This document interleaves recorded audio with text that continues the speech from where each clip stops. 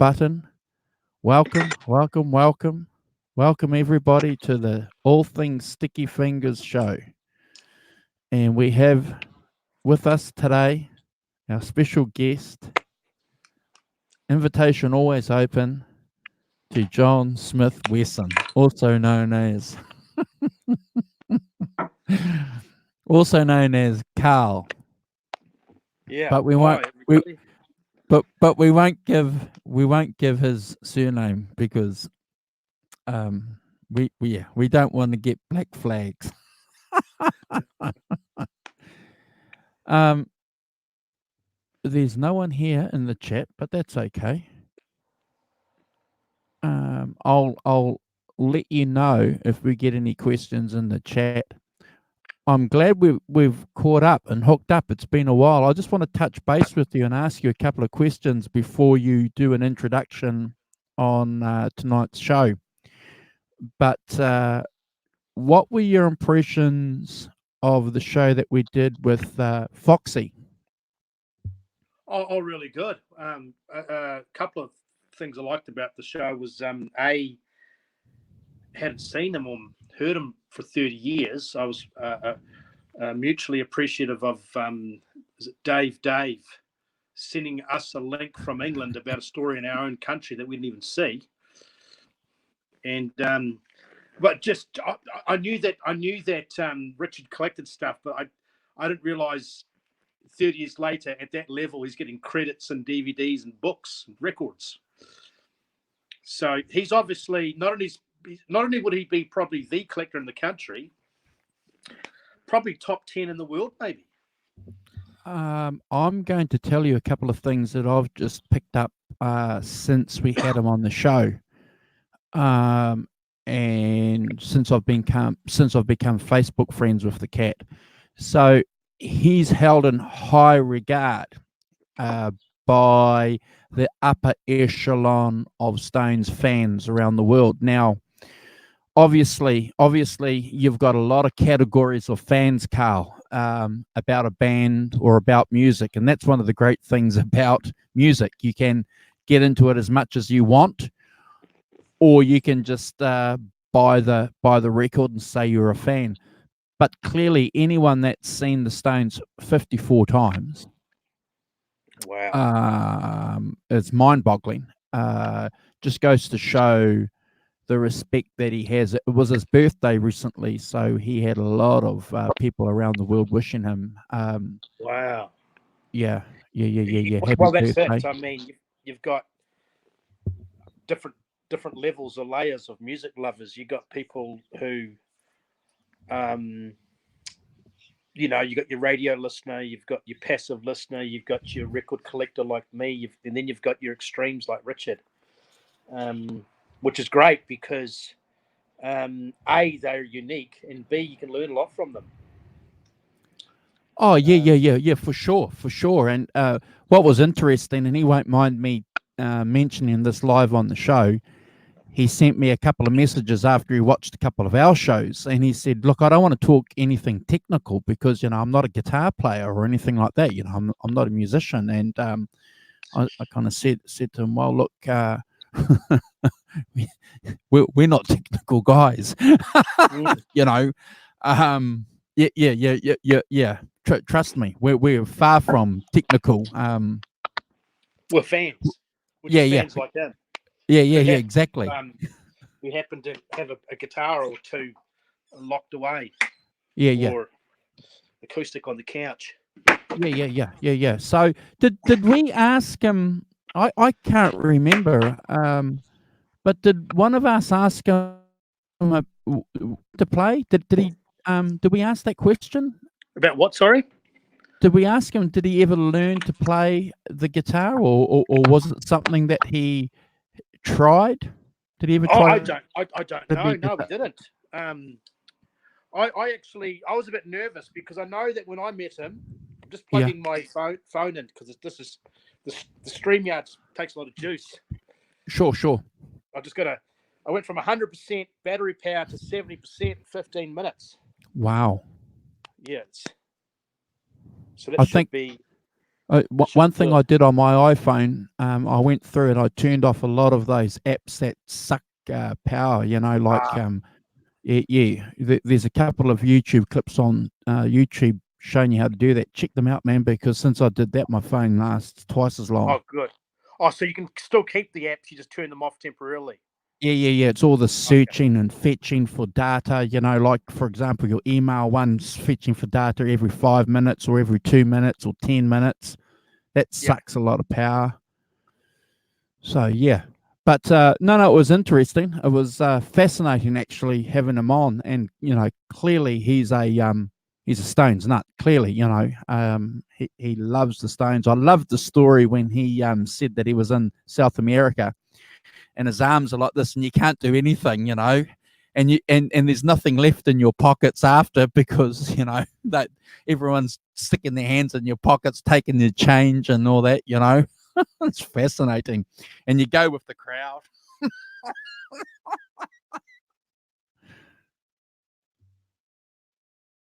Oh, we can't hear you, buddy. Well, can't hear you. Oh. Can't hear you, mate.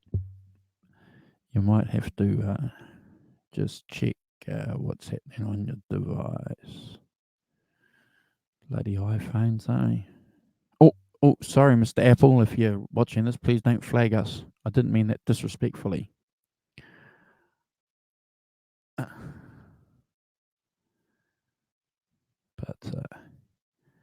yeah, if anyone's watching the replay, we'll get back and hopefully we'll resolve these technical issues with Carl. But, yeah, I enjoyed the show that we did with Richard Fox. He's clearly a legend in the category of Rolling Stones fans.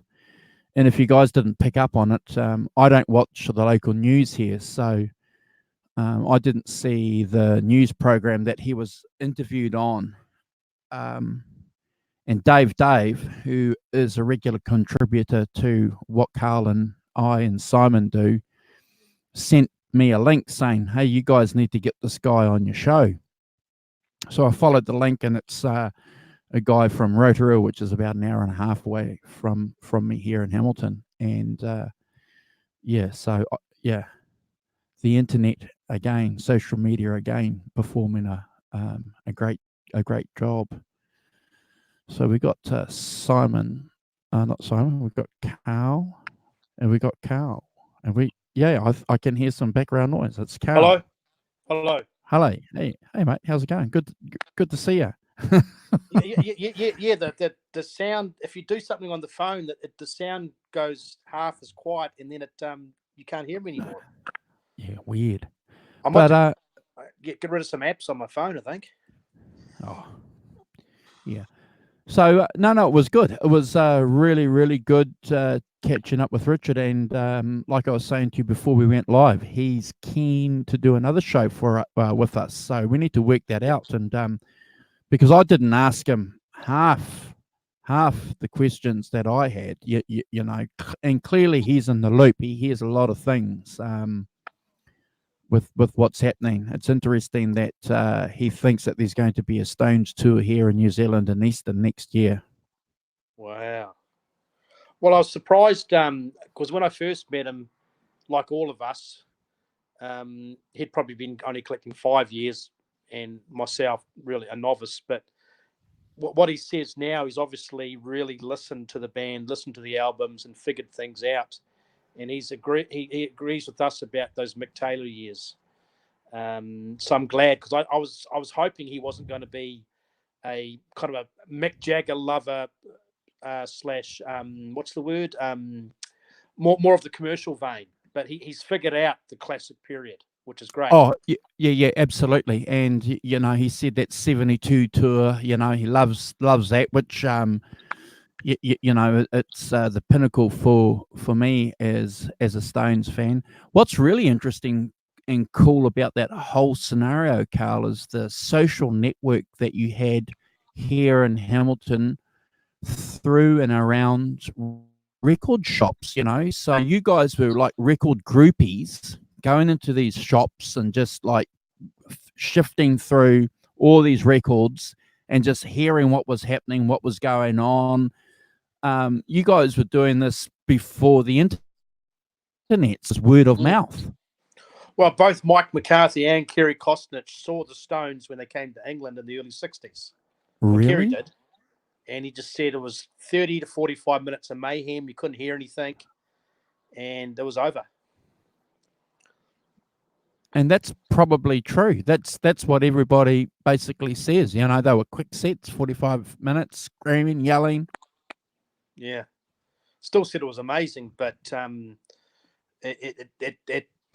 yeah. You are right. These record shop owners were passionate as us, and they had some stories to tell. They weren't obviously they were trying to make money, but it was a passion as well, But yeah, I got to meet some interesting characters. Richard was definitely one of the highlights. And Richard's asked me too. I've got a cell phone number. I'll pass it on to you if you see Cookie. If you could give Richard his contact details, because Richard would love to catch up with Cookie. Yeah. That bottom of that was it? Where did Cookie work? Tracks, was it? Tandy's Tracks. Well, it was Tandy's on it. I'm sure it was Tandy's, and then became Tracks. But Cookie had the whole basement. What is that now? Yeah. What is that now? It's nothing. It's been knocked down. It's owned by the Maori Tainui Corporation. Next to Centre Place. Yeah, I tell you what, Hamilton was pretty cool. You had the Regency, the Embassy, and the Carlton. Yeah. I mean, in certain ways ahead of its time, and then it's gone backwards. You see, I was never cool enough to be invited into the inner circle of secondhand record shops and tracks. I was on the periphery. I couldn't pierce the inner sanctum of where the real juice was happening, man. Oh, to be honest, there was no scene. It was just. So, yeah, I did have some followers, people from school trying to follow me into these stores because they wanted to get into the Stones as well. They found it fascinating, but it was definitely some. Well, Cookie was mates with my uncle, and he used to babysit me. Cookie, apparently. Wow. And then it was just everybody knew everybody. That's how small Hamilton was in those days. Probably 100,000. So it's Cookie's fault. He would have grabbed you when you were a baby and went, Rolling Stone. Cookie's actually Cookie used to do a radio show. He's actually really quite he's quite the wealth of knowledge. I want to put my little plug in, my little claim to fame, because I drank beer with Cookie regularly on a Thursday at the Frankton pub for about 2 years. And there was a gang of guys there. There was a guy called George who passed away a long time ago, an old guy who saw the Stones. He was from, it will come to me, but he saw the Stones in 66 too in England, and described exactly what you said. It was mayhem, but he loved that 70s Rolling Stones period too. Now, what's really interesting is that I was never really a Stones nut. Now, this was about 95, 93, 94, 95. I was a Stones fan, but I wasn't like these guys who were Stones nuts, but like you. I would say that hanging out with them for a little while did rub off on me, because that's where I understood this whole idea of an artist producing albums versus songs. I wasn't really aware of the difference, Carl. If an album had one or two songs on it, I thought it was a great album. Yeah. But Cookie was the one who said, no. A band only passes the pass mark when you can say that every single song on the album is fantastic. Yeah. Well, that's. I was a bit of a I was a bit not shallow. I was a bit impatient, and I was just a 2-3 song guy on albums. But took a bit of maturity to realize, wow, these guys are really good because every song is good. From Beggars Banquet right up to, I'll give Goat's Head Soup, It's Only Rock and Roll a pass, and Black and Blue. Yep. Actually, right up to Tattoo You. Yep. Every song was good, I reckon. That's 68 to 81, 12 and 1, 13 years of amazing consistency. Emotional Rescue obviously had some flat spots. Yep. But- Can I ask you? Can I ask you a question? So what fascinates me about, you said something about maturity. You mentioned maturity in your conversation there before, and I just want to echo something back to you. I never understood the Abbey Road album, nor Beggars Banquet and Exile on Main Street until I was a little bit older. And I remember listening to these albums, and I just didn't get them. I didn't get it, Carl. Yes, I heard Tumbling Dice. Yes, I heard Come Together and Here Comes the Sun and something. You know, you knew some of the radio songs, but I'm sitting there 13, 14 years old, maybe 15, 16, and not getting it. Do we celebrate the cats who were 16, 17, and 18 when these albums came out, them getting it as a whole, as opposed to, say, me a generation later not getting it, still having to, you know, get a bit of experience to understand what the whole album was about? Am I making sense? I think that I mean, if you had a Rolling Stones or a Beatles concert, you'd probably have 70% of the people there probably are radio fans, and then you'd probably have 20 to 30% who actually own the albums and appreciate the albums. I think it's I think it's a progression of what sort of fan are you? I mean, I think Bob Dylan taught everybody that, and it's because Bob Dylan didn't really have hits, but he taught everybody the power of a song. The Beatles and the Stones. So what? Sorry. So what age were you when you listened to Exile on Main Street? I'm picking you were young, and you were and you. I got it. I was like you. I got into that way later on. Oh, okay. Yeah. My take on the Rolling Stones was, all I wanted to do in life was to buy. I had the first album, and I wanted to buy Rolled Gold. And I thought that would sew it all up. Which was, the first album had energy. Well, I found it intriguing, and the Rolled Gold was a compilation. I thought, oh, that's it. That's all I need. Okay. But then you slowly, through the help of guys like Mike McCarthy and Kerry, because I would listen, and you'd say, why don't you listen to Rolling Stones number 2? Hey, Simon, how's it going? Why not listen to Rolling Stones? Good morning. How are we doing, guys? Sorry, I'm late. No. You're early. So like I said to you in the text, Carl needed to go a little bit early, and I know with us over here, we've got daylight savings, so we're an hour earlier. So we're just touching base and talking about the show that we did with Richard. I've got another. I think another 2 weeks, and then our clocks go back an hour, so I'll be back in sync. We got Arvin saying g'day, Arvin. Good morning, Arvin. How you doing? I'll get the chat. So, what's happening in your world, guys? Just recapping on Mr. Fox's. That was really interesting, wasn't it? Yeah. I'm just sort of asking Carl, at what stage did he understand an album, for example, Exile on Main Street? I know that you and I a couple of shows ago mentioned that it took me a while to understand Abbey Road before I could, understand that whole album as an album. And the same thing with Exile on Main Street. I remember the first time I listened to that album, I didn't get it, Simon. Yeah. Yeah, I don't know. Yeah, I don't know about whether I ever fully get albums. If you see what I mean. It's a lifetime of living with them. Yeah. Kind of thing. Yeah. So the topic of today's show, we were just gas bagging, waiting for you to jump on. That's fine. Yeah. And I'm going to get Carl to introduce it and give us a bit of a rundown, because I'm going to stick my fingers up in the air and say firmly. I'm going to sit back because I know absolutely nothing about this guy other than he played everything on 10 and he played a Telecaster. I wonder who that could be.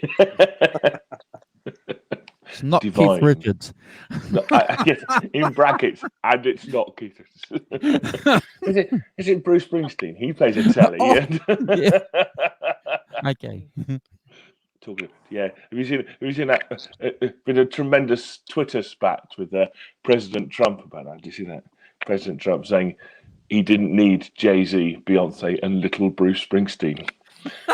I read about that. The Twitter, but what's really funny is the Twitter does this whole thing about, he does this whole introduction about the booty shaking, earthquaking, love making, Viagra taking issue. Well, everyone's just been printing that off just as a response. It's really funny. Well, it's quite funny. All those politicians, they use they use Trump just recently used Enter Sandman, Metallica, which sounded quite cool. Walking into a room with that song, but they do Born to Run, all these so-called patriotic songs, and the Rolling Stones, but they always get a letter in the mail, cease and desist order, saying please do not use stop our song that again. Now. But you have to say, don't you, President Trump using Enter Sandman. I mean, Enter Sandman is not some sort of jolly, it's about sort of weird sort of things in the night, isn't it? It's like, that's a good thing to enter to. I'll do that then. Is it just it's a good riff? It's a good riff. It's a fantastic. Oh, I'm not. That's completely different. But the context of the song is a bit like President Reagan using "Born in the USA," which is a sort of critique of Vietnam vets. It's not about this patriotic "Born in the USA" thing.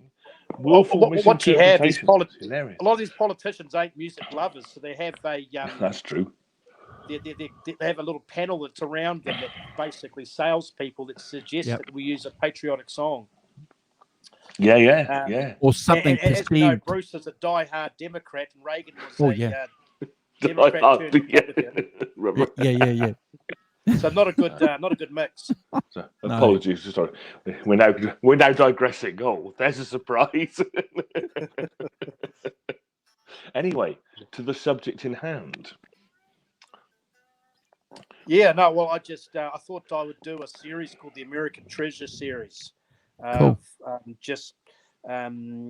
Guitar players that were really influential that often get overlooked, but within the fabric of the American culture and what they've done as far as music and influences. There's certain guys that I would like to talk about in the future.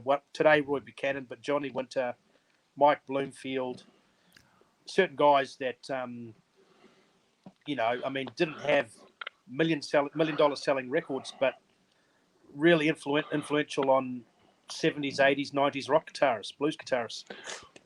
Yeah, we certainly talked about Mike Bloomfield, haven't we? Yeah. Bloomfield, definitely. I don't think we've even touched the sides with how important Bloomfield is. But anyway, sorry for sticking my nose in. You carry on with your intro. Well, I just did a bit of. I was fortunate with Andrew and I talking about record stores and certain colourful characters and some shady characters and people you bump into in the good old days. And I was fortunate enough to have. Actually, this is a story. My dad's brother went. He joined a commune. He went to Coromandel and he thought the world was going to end. So they buried all their food. But here buried it. Here we are. 30 what? Years later, Just in the ground? But he actually went and sold his record collection, and it really annoyed my dad because my dad was number 3 on the list. So my mum's two brothers got first dibs, and my dad got third dibs. But we inherited some good records, and then one record that we inherited was, which I think is a classic, is Roy Buchanan called Second Album, which we'll go into a bit later on. But I think it's a masterpiece. But Roy Buchanan's roots run really deep, real deep. Wow. So I'll just touch on what he's done. So basically, he's a bit like Johnny Cash. He was born, for lack of a better word, white trash. Poor, sharecropper, Pentecostal father, moved around a lot, but had an amazing talent when it came to guitar. And a lot of that talent would have been from revival meetings and gospel and the evangelical movement, which we know that started rock and roll. This little light of mine turned into Everly Brothers song and My Babe and all that sort of stuff. But Roy Buchanan got his start in the music career as playing a guitar solo. He was a sessions guy on a Dale Hawkins song called My Babe, which was Little Walter, which Willie Dixon wrote. So this is the late 50s. Yeah. Yeah. Really? So you know Dale Hawkins? Susie Q. Yeah. So he was Susie Q. Yeah. So wow. Yeah. So Roy Buchanan was doing session work. That's how good he was. So he did a guitar solo on My Babe. By the way, that Dale Hawkins album on Chess goes for a fortune, goes at upwards of $1,000. It's a classic. But real quick, though, I will say that Chess Records wasn't only just known for blues, but they did rockabilly, they did a bit of Motown, they did gospel, they did everything. So Dale Hawkins was a rock star. But that's how the world first got involved with Roy Buchanan. And the rest is history. I mean, he basically he was another one of these Telecaster guys. How did you first come across him, John? Carl? Just through my uncle selling his collection. Okay, yeah.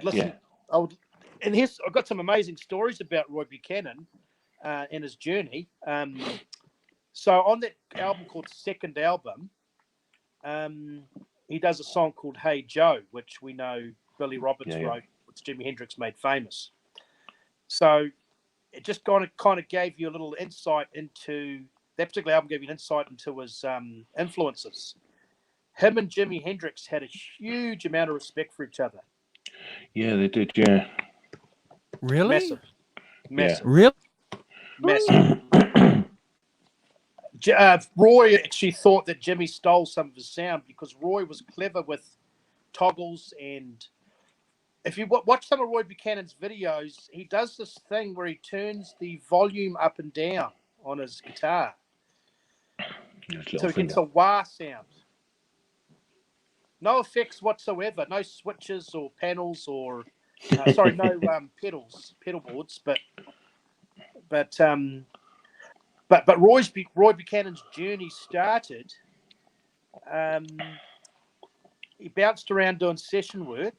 His cousin was a guy called Ronnie Hawkins. Do you know Ronnie Hawkins? He was a rock and roll guy. You mean Dale Hawkins? His cousin was Ronnie Hawkins. Oh, sorry. Yes, Dale Hawkins. Yeah. As in the band, as in Ronnie Hawkins and the Hawks. So can I just?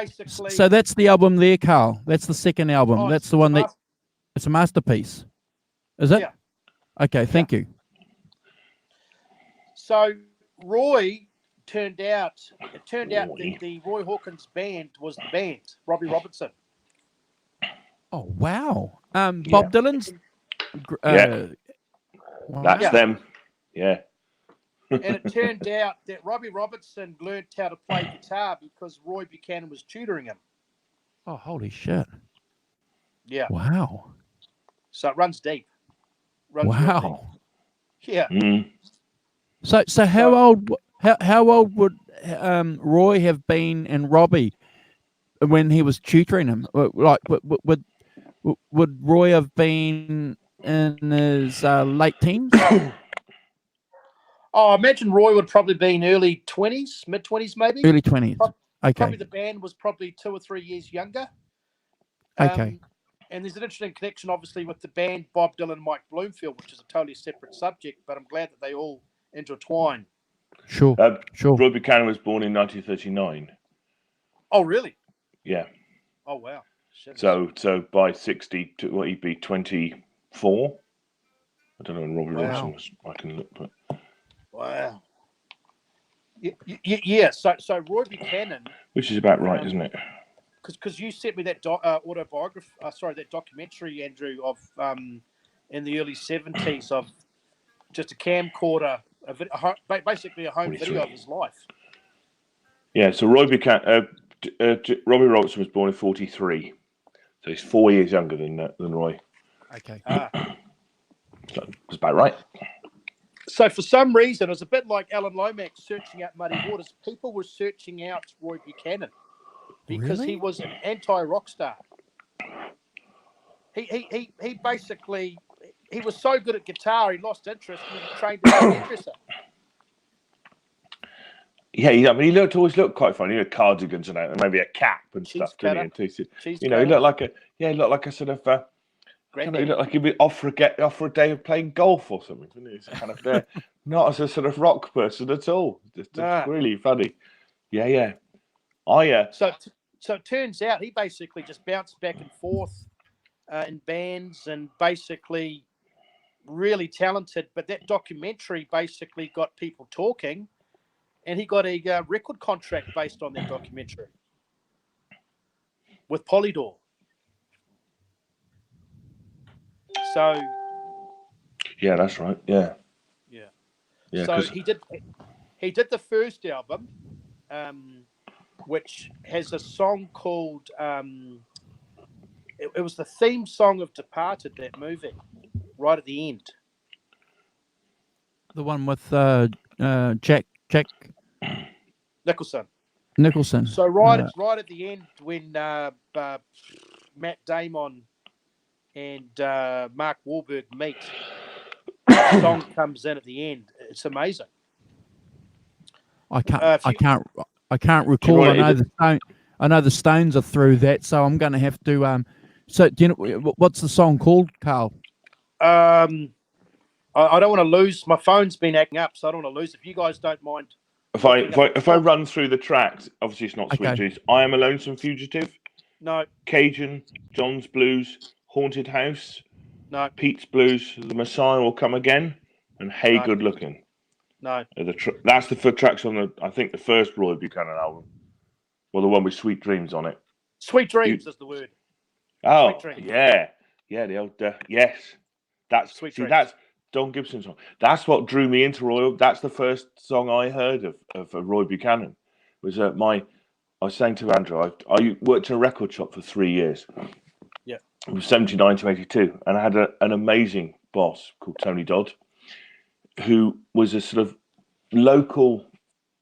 He was a really good local rock and roll rockabilly guitarist, playing a telly through a Fender. Really good, really good. And he turned me on to many things, but Roy Buchanan. He said, he put it on one day, and that Sweet Dreams when it comes in. Do that turn then with the volume control. You think, wow, listen to that.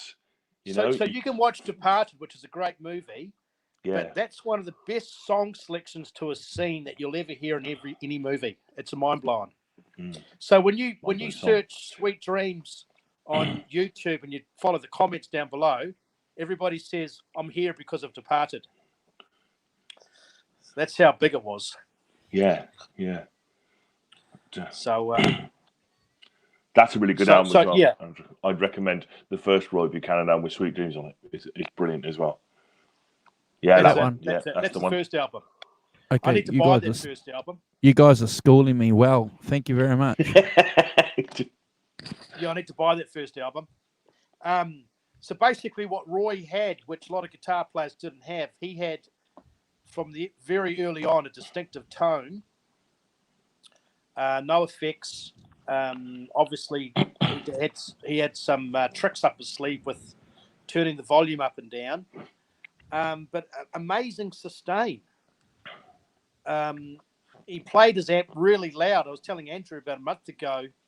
He turns because his amp's unbearably loud, he turns it back to front, so it's facing the wall, not the audience.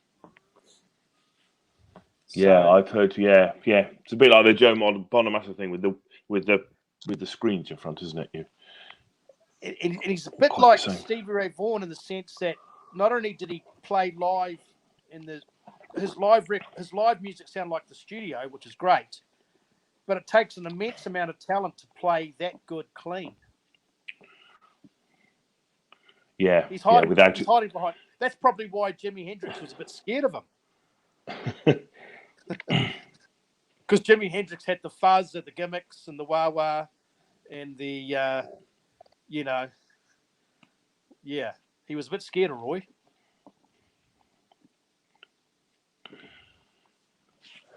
Yeah, that's amazing, is it? That thing about turning everything up to 10.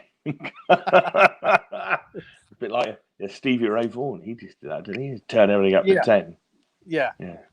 That's how they got it. Distinctive. That's how that's how good they were, because any mistake or bum note, it's over. Well, I don't think that's the case. I know distortion can hide some sins, but yeah, loud playing is really difficult. It's not very well playing playing in your house, like you turn it up to 2 and kind of that's fine. You turn it up to 9 and start playing it every. That's quite scary. That is. Yeah. You've got to pay attention to what you're hitting then, because every little nick and there's grade. There's a famous DVD, him live at Austin City Limits, and you see him noodling with this guitar. There's no effects, and it's loud, and the crowd's just in awe, and it's just he's, like I said before, he's an American treasure. And he's there in a cap kind of thing, isn't he? Just playing. Yeah, cheese cutter, yeah. And the backside of that album, which I still can't believe, even as a kid, I was like, what the hell's going on here? He's wow. On the back of the album, he's in a rocking chair with the pipe cheese cutter. Pipe, yes. Yeah. And if you really want to get real deep into it, Buchanan is Scottish. So he's just the Scottish roots are coming out. He's just an old salty dog from the Highland Hills who has a small dinghy, probably catches fish occasionally. So, can I ask a question? So who's listening to Roy Buchanan then? Who's in the crowd? Is it the young hip people that are digging what he's what he's playing, or is it an older country kind of? Who's listening to him? Well, what I like about him, and that's what I like about that album, the second album, it's a cross section of intellectual types, country guys, blues lovers, everybody. Wow. Yeah, it is, isn't it? Yeah. It's funny that. Isn't it? Yeah. So from early on, we know that he played on some pretty big records, and obviously Robbie Robertson, and then obviously Jimi Hendrix. But the next question is, which is stuff of legends. Rolling Stones were asking about him. Yeah. Here, just to give you an idea about how hip you can be, where am I there? With his flat cap on. Yeah. He even described himself as half wolf. Funny that, isn't it? Half, did he? Half wolf. Good. So can I just interrupt, mate, and just ask a couple of questions? So obviously my appreciation of Roy Buchanan came about through me doing some research on the Stones, and that's how I became aware of Roy Buchanan. So, and I know that, but we spoke about him on a couple of shows, maybe last year, but I can't remember the exact details. So, was he ever really seriously a contender for the Stones? I don't think so. No, neither do I. Okay. Basically, in a nutshell, he said that he was really concerned about the drugs and the alcohol. So he obviously, from day one, had quite a Christian conservative approach to music. Sure. It was probably a love-hate affair, having that talent, but being not, I wouldn't say shy, but quite reserved. And Mick Jagger, flamboyant, Keith, through drugs became a bit more, what's the word? Or crafted an image. Would have been, probably not a good match. And being American. Nothing wrong with Americans, but I think it's an English band.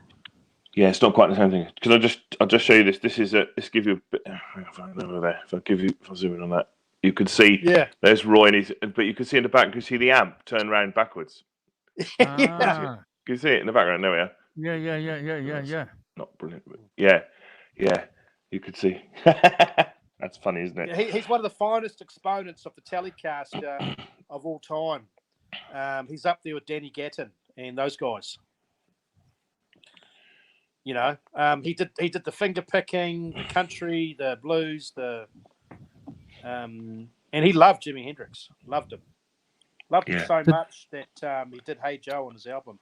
But certainly, did they record anything together? No.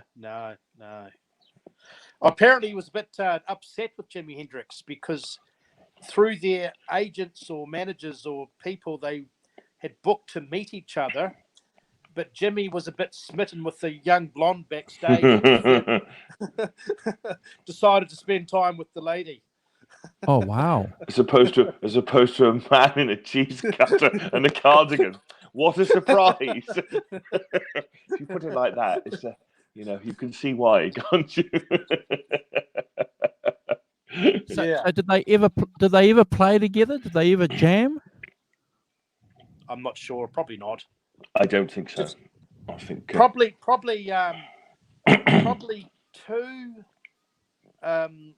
two freaks of nature as far as talent, but two polarizing sounds, totally different. See, Jimi Hendrix, he was quite picky about who he liked. We know he loved Eric Clapton. He loved Muddy Waters.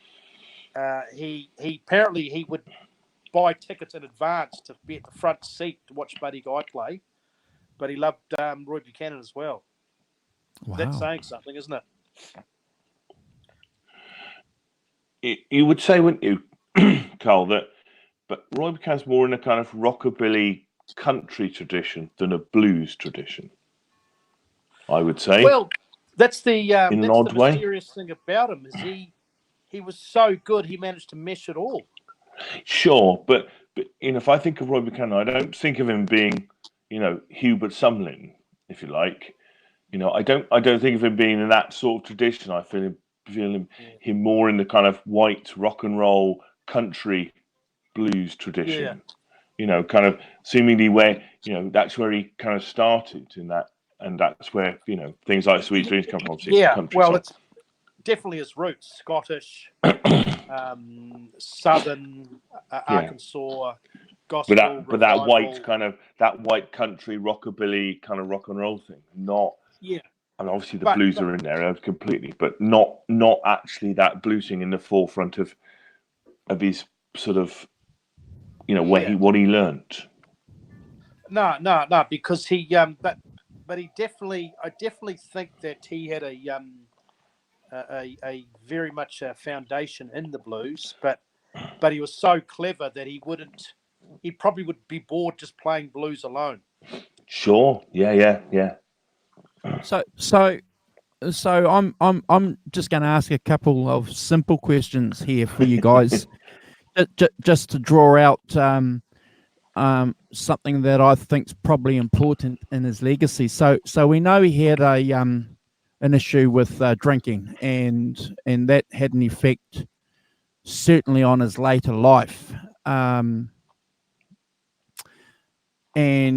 his death was tragic too. So how in a blues kind of hillbilly sort of country way, how did the music that he played what am I trying to say here? His life his life was a whirlwind, a hurricane. Over a couple of YouTube clips, he had some difficult relation. So was it through his drinking a difficult person, or was he a difficult person and the drinking made it worse for him to get that situation? Found himself in jail? Yeah, I think that, like before, his talent was immense. His personality was probably not suited to the rock star life. Okay. But so the drinking was maybe a bit of medication, maybe self-medicating. Yeah, I think he went through phases of drinking because he had a very much a deep Christian background. And he went through phases, I think, of being clean and then drinking, clean, drinking. But obviously, like a lot of people, my family members, it's in the blood. It's it's something that'll never leave. Sure. So, because later on he got a bit more fame. He went from Polydor to Alligator. So he had a totally different new audience. And in the 80s, there was a whole bunch of new blues lovers. Alligator Records, as we know, synonymous with Hound Dog Taylor, but Johnny Winter signed with Alligator as well. But I think he was, he could take or leave the stardom, but it turned out that he made good music and good records. So was anyone instrumental in getting that second audience for him in the 80s? What was he sponsored by anybody? Was there any established artists that co-opted him onto a record or a tour? I think in music circles, if you mention the name Roy Buchanan, people would automatically say, oh, you know about music. He probably had that mysterious aura. So okay. He never sold out stadiums, but he always drew a nice, respectful crowd. So, in order to sign with Alligator or Polydor, you'd have to do probably at least 100,000 units. Wow. So, and I think like a lot of bands, he was really big in Japan. He did a live album in Japan as well. So he was really hot, well regarded, not only nationally in America but internationally. You mentioned, Simon, that you heard of him in England. Yeah, as I say, my my boss Tony had heard of him and said, "Check this out." And this is 82, but with the Polydor things. But I'm definitely a sort of a cult figure. Guitar players that I knew who Roy Buchanan was, but not. It wasn't a mainstream thing. Certainly not in the UK. No. Completely not. And I think he liked it like that. I mean, he had he has the title, which we still talk about to this day, the greatest unknown guitarist in the world. That's certainly a contender for that. That's his title, which is great. So, how did he die? There's two sides to the story. He cleaned up and then he went on a binge drink, and back in his home state of Arkansas, I think, or might have been Mississippi, and the sheriff picked him up and took him to a jail cell, and apparently some family members think he was roughed up and maybe or another people in the sheriff, but the sheriff said that he basically hung himself. I don't know. it's one of those mysterious things, isn't it? People, his family say he was on the up, doing better, that kind of thing, So why would you commit suicide in a prison cell over a minor mishap, minor misdemeanor? What year did he die? I think it was 87 or 88. He died in 88, August the 14th. Yeah. So you know how Stevie Ray Vaughan put blues back into the commercial market. It would have been interesting to see if obviously we're just doing some what ifs here. Be interesting to see if Roy, had he survived, the beating, whether or not he would have been a guitar player to take advantage of the headway that Stevie Ray Vaughan was making. Because is it true that Stevie Ray Vaughan even spoke about him? I think they would definitely probably would have crossed paths and would have appreciate each other. But if Roy Buchanan had lived, he'd be doing really. I think he'd be doing really well. I think he would be making a living and still doing records. But the interesting thing I read about him today was the Polydor stuff, which is classic. The only reason he signed with Alligator, he's basically said in the contract. That's all right. I'd like to do the music my way, the sound my way. So that's interesting because so when he died, Carl, was he was he still playing? You said that he'd cleaned up, he was back on the wagon, so was he playing at that stage?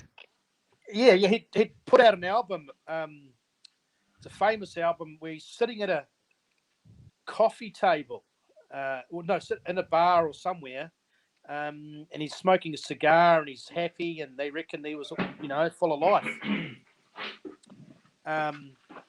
But getting back to that 80s blues, so he would have been up there with Robert Cray, Steve Ray Vaughan. Who was on Alligator as well, wasn't he, Robert Cray? What's that? Robert Cray was on Alligator Records as well. I know.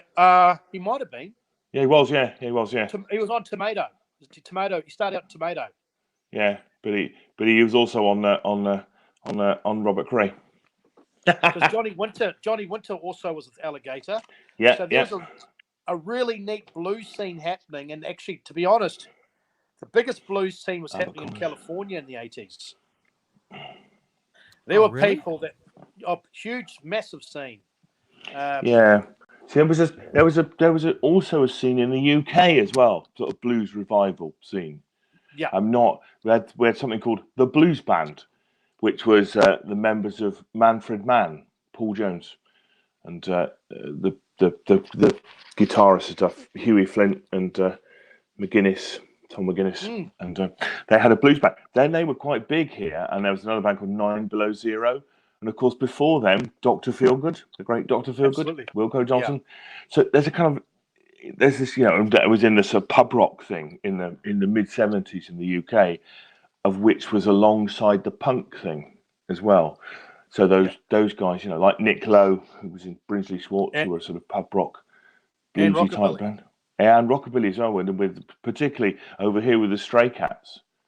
So were you getting that same crossover in America too, Simon and Carl, between the blues scene in California and the punk rock scene too? Were you getting that crossover?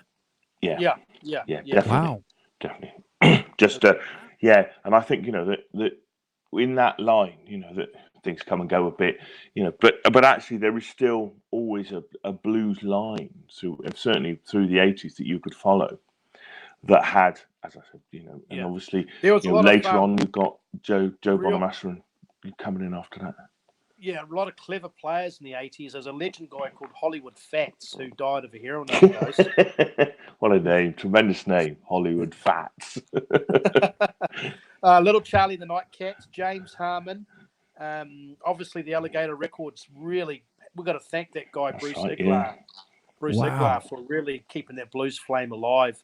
Robert Cray, when I was a kid growing up, and I would go to these sophisticated parties, and Robert Cray was the safe blues guy.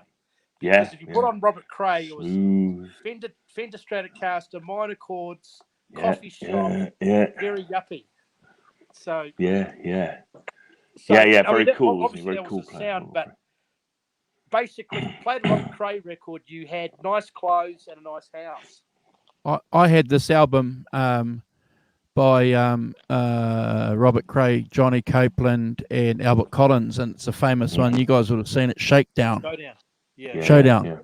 I had that. So, but I got that. When did that come? Was that part of the 80s scene that you guys were talking about? That's Alligator as well. Alligator.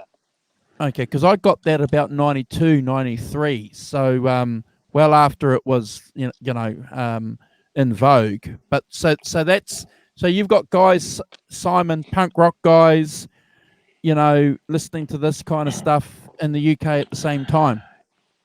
I'd say not quite Robert Cray, a bit different, but yes, certainly the sort of blues of the blues band and stuff like that. Obviously playing blues stuff and 9 Below Zero. They had quite a sort of, they played, if you like, fast blues, so it had maybe a punky edge to it, and they wore kind of, black suits and kind of look quite sharp and stuff like that. But I mean, there was that kind of, all sorts of mixing. There was quite a lot of rockabilly going on, some rock and roll, and there was, and I don't know if you saw the other day that I posted a thing called a guy called Barry Masters died.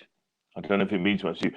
Eddie and the Hot Rods, I don't know if they translated further out than the UK that much, but that Live at the Marquee has got, it's basically a sort of 60s rock and roll thing. And they do Gloria and Satisfaction, and they do Get Out of Denver Baby, which is Bob Seger, which is a rock and roll song. Basically, they're rock and roll, but played faster, as befits the punk tradition. So, is there any social message that these guys were talking about? You had the punk rock movement, which was anti-capitalist, anti-establishment, solidly. And blues guys traditionally aren't known for making, political statements. No, I just think there's that undercurrent of the blues being about oppression and about being, poor and not having stuff. And I think certainly the late 70s, when the UK particularly was going through a period of austerity, that it kind of tapped into that because the blues is about that as well, but not, as you say, it's not kind of overt. It's not kind of the Clash or the Sex Pistols or whatever.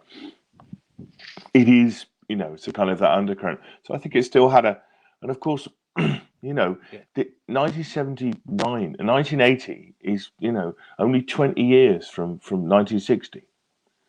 It's kind of forgetting. It's like 1999 to now.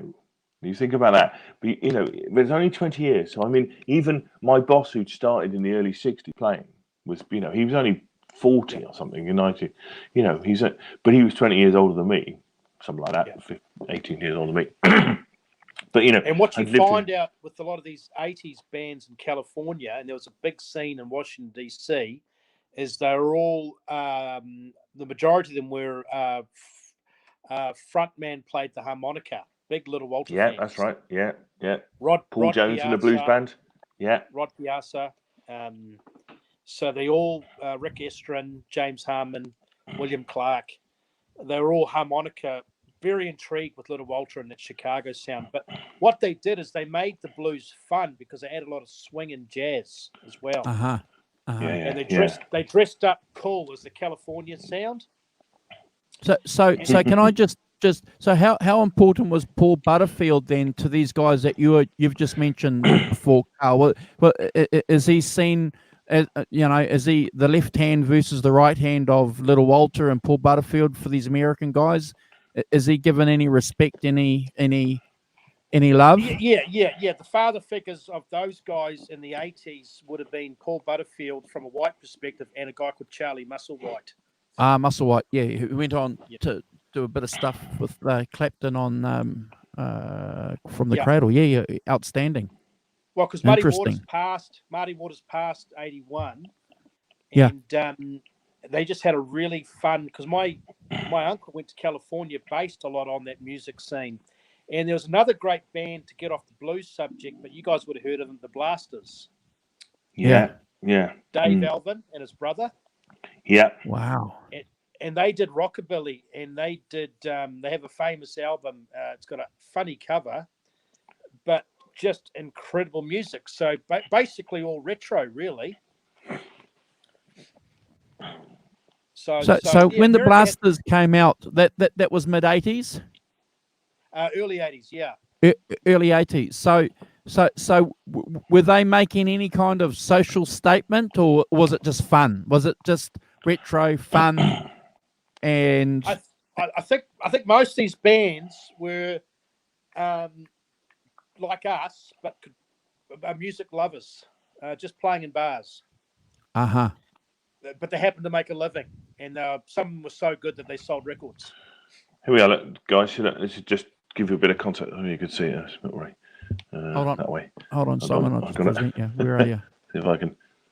Oh, it's because I'm an idiot. It's not bloody. Let's see if I can get this in some kind of. I was just interested. This is a. I can't really. If I go back a bit, I might do it. This is a band called 9 Below Zero, who were like with the blues band in the early 80s. You see, they got short haircuts, ties, suits and ties. Yeah. They could almost be in the Jam, in terms of image. Sorry, that's not a very good picture of them, but I'm going to have a look. So are they on Spotify, Simon? 9 Below Zero. Yeah, 9 Below Zero. Yeah. They started in 1980, 1981. As I say, the interesting to me is in that picture, which is their first, when they first started. As I say, they look like they could come from some of them could have been in the Jam. They're kind of sharp suits, black ties, thin black ties, drain pipe trousers, short haircut, kind of, they could have been in the almost, which I think is but so that's the connection really, I think, Andrew, with the kind of punk thing, because punk really was a couple of years, in its purest form, a couple of years, 76 to 78, and by 79, it's already branching out because, those, you can't just keep doing that stuff. It's got to progress, and there we are. Yeah, that one. So I see what you mean. So you can see the Jam. You can see the Jam in that picture, can't you? You can see that new wave kind of image in that. Wow. Which obviously they're riding on the curtains off, So wow. And have a link to, so those, they played the same places as obviously the Clash, particularly were quite into rockabilly and rock and roll stuff, didn't they? They did Vince Taylor's Brand New Cadillac on London Calling and things. And interesting reggae and things. So they were already broader than than just that straightforward 1, 2, 3, 4 punk thing that was going on. But as I say, that the punk thing, that pure kind of punk, three chords and the truth thing that punk had going on was, as I say, really only in its purest form for what, maybe 18 months, 2 years tops. And then it started to broaden out. So, you couldn't, Elvis Costello, for instance, was around that time, all that stiff record stuff, if you know about stiff records, that, they weren't, that wasn't punk, pure punk. It had a punk ethos, which I think is the thing, that people felt that they could do stuff for themselves.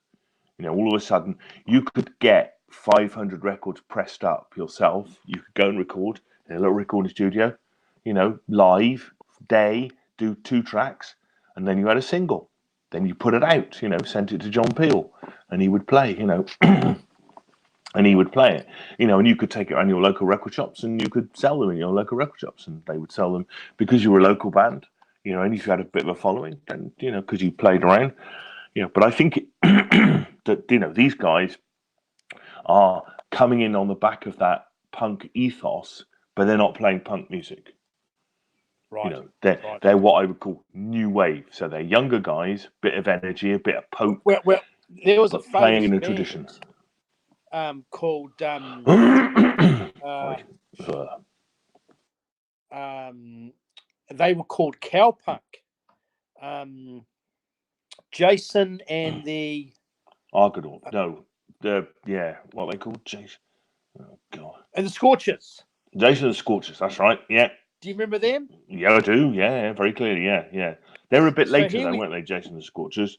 80s. They went into the 80s. Yeah. But just amazing. Cowboy punk.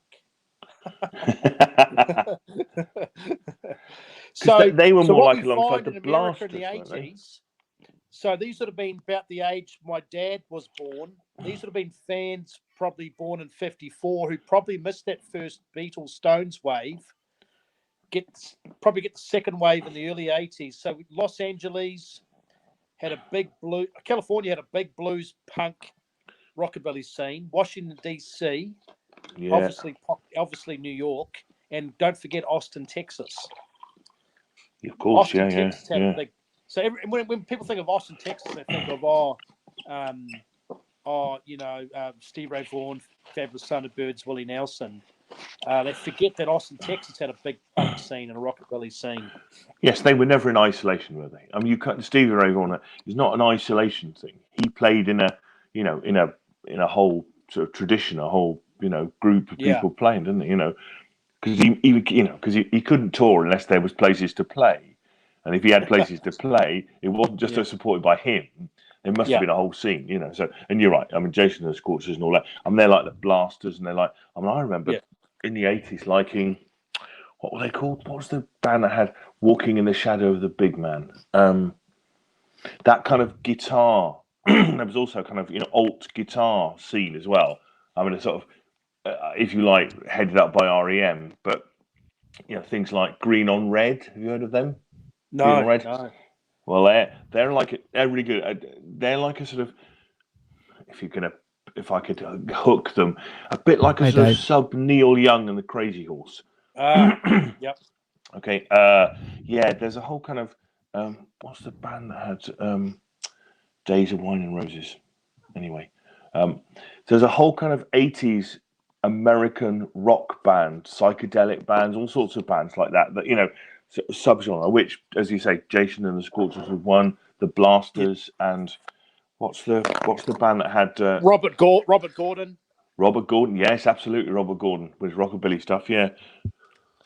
So Roy Buchanan's a key influence to all these artists, or was there? I don't think so. I think that it's just about there was a tradition which carried on through the 80s of blues, rockabilly, rock, blues rock that he fitted into. Sure. And was able to make a living playing in that, because if somebody had Stevie Ray Vaughan in their club, whatever, then they would have Roy Buchanan. As I say, the whole club scene, that whole blues club scene couldn't survive on just Stevie Ray Vaughan turning up. Sure, that would be weird. But so I think that he had a tradition and he had a structure, gig structure, blues, whatever, that he could fit into, because all these other guys, you could have Roy Buchanan one week and you could have Jason and the Scorchers the next week. And it's not too much of a leap, is it, between the two? They are different genres, but it's, they still got a sort of country background to them, kind of thing, which people could hook into. Did Roy have a band, or was he a fly-in artist? Good question. I don't know. I'd like to research that. Who was that other guy? Oh, Lonnie Mack. Same thing. Alligator Records. Yeah. He had a band, but see, Alligator Records really helped out the blues scene in America, and would have been influential with England as well, by basically back in the 80s, which is now 30 years ago. It's to this day still contemporary blues. Yeah. It is. Yeah. So basically, the blues had a second revival thanks to Alligator Records, thanks to these towns. So obviously Roy Buchanan was signed to Alligator Records. Johnny Winter was. All these Californian bands. That album you just mentioned with this called The Showdown. They did another album with Junior Wells and about 3 harmonica players called Harp Attack. Harpitect, yes, well done. So it was just a great time to be not only alive but to be a music lover in the 80s. We know that some of the records suffered with the production, but there was a lot of great scenes: blues, rockabilly, punk, country, everything. Wow. So I was fortunate, like I said, to have my dad inherit a few records, but my mum's 2 brothers, they had, especially one uncle, had all those blues records from the 80s. Yeah. I can remember in the record shop we had the blues band came, did a sort of signing. It was heaving kind of thing, and stuff. And so they're quite big. They played, proper kind of. Well, we played a sort of place called the Locarno. It was called the Locarno. They had probably what 1,000, capacity, 1,500 capacity. They filled that, no problems at all. So what was what instruments were they playing? Did they have a couple of guitar players, a harmonica player? Paul Jones played the harp. He was a singer and a harmonica player, and they had a slide guitar. Dave Kelly, I think, was the slide guitar. Huey Flint, 2 guitars, bass drums. I don't think they had a keyboard player in the blues band, but pretty much straight ahead, 2 guitar, harmonica, straightforward blues band, playing traditional blues. But as I say, in kind of sharp suits and kind of, Yeah, I think it's always been intriguing that blues sound, as far as it's quite minimal actually. You don't need a big band. You just have a guitar player, harmonica player, bass player, drummer. A couple of tube amps, some nice clothes. You're away. You got yourself a gig. Yeah, very much a kind of, that. And then in the 80s, Eric Clapton was doing that, wasn't he? The smooth suits and the kind of, and that kind of thing. I'm not suggesting this, but because they weren't wearing Armani, the blues band stuff like. But there was that thing about, and I think it's that new wave thing that about something sharp suits and kind of thin ties and stuff. Was a kind of Oh, so you can see, as if to prove like there's Mr. Jones in his tie and stuff. And Huey Flint there with a beard, it looks like. Huey Flint, yeah. Yeah. You almost had like almost 3 genres. You had the Bruce Springsteens, the Neil Youngs, Eric Clapton, selling out huge stadiums, and then you had these other guys who were legends on smaller labels and smaller clubs doing great things. Yeah. Wow. But in a making tradition, a living. Yeah, making a living. But in a tradition headed, as you say, by Eric, really, who's the one of the big blues guys going into the 80s, isn't he? Keeping the flame alive, if you like. And Eric probably listened to a lot of that stuff because I mean, you may agree, you may not agree, but I wouldn't say he got more commercial, but he definitely got a bit more rocky. Yes, I mean, the August and those 80s albums they're a bit less overtly blues, aren't they? Yeah. And a bit more, as you say, a bit more straight ahead, the things he did with Phil Collins, a bit more straight ahead rock. Absolutely. Right. Than is a, that's not really a blues riff, is it? No. The second bit is way small, but but taking what he does and having a newer context to it, it's reinvention. That's never happened before, has it? Right. And Stevie Ray Vaughan, at the end of his career, I think it became more rocky too. But getting back to Roy, I mean, that's one good thing though that he did cement at the start of his career, like you mentioned before, like with rock and country, is he never said, "I'm just a strict blues player." So these guys were clever enough, but a bit like Ray Charles. Ray Charles did the same thing. In order for him to be a working musician, he had to do country. He did pedal steel, rockabilly. He did it all, didn't he? Yeah. Wow. Because he could, yeah. In order to stay working, you had to be multifaceted. It's interesting you should say that because I've just been reading an article about Robert Johnson, and it's a continuation of a book that came out a couple of years ago, where they're saying the same thing. You know, the public ethos or the public impression is that Robert Johnson and these guys were just blues guys, but they were singing what we would consider country music at a lot of these gigs too. You know, they were singing popular music, not just blues. They I'll had tell you to. another guy that's really clever that basically appealed to everybody was Clarence Gatemouth Brown. Yeah. He would put the guitar down and start playing a fiddle. Outstanding. And he would get twice the amount of tips.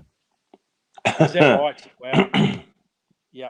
And to slightly get off topic, Louisiana is another interesting place because you had blues, but you had Cajun, accordion, and country and French jazz, all a melting pot. Wow.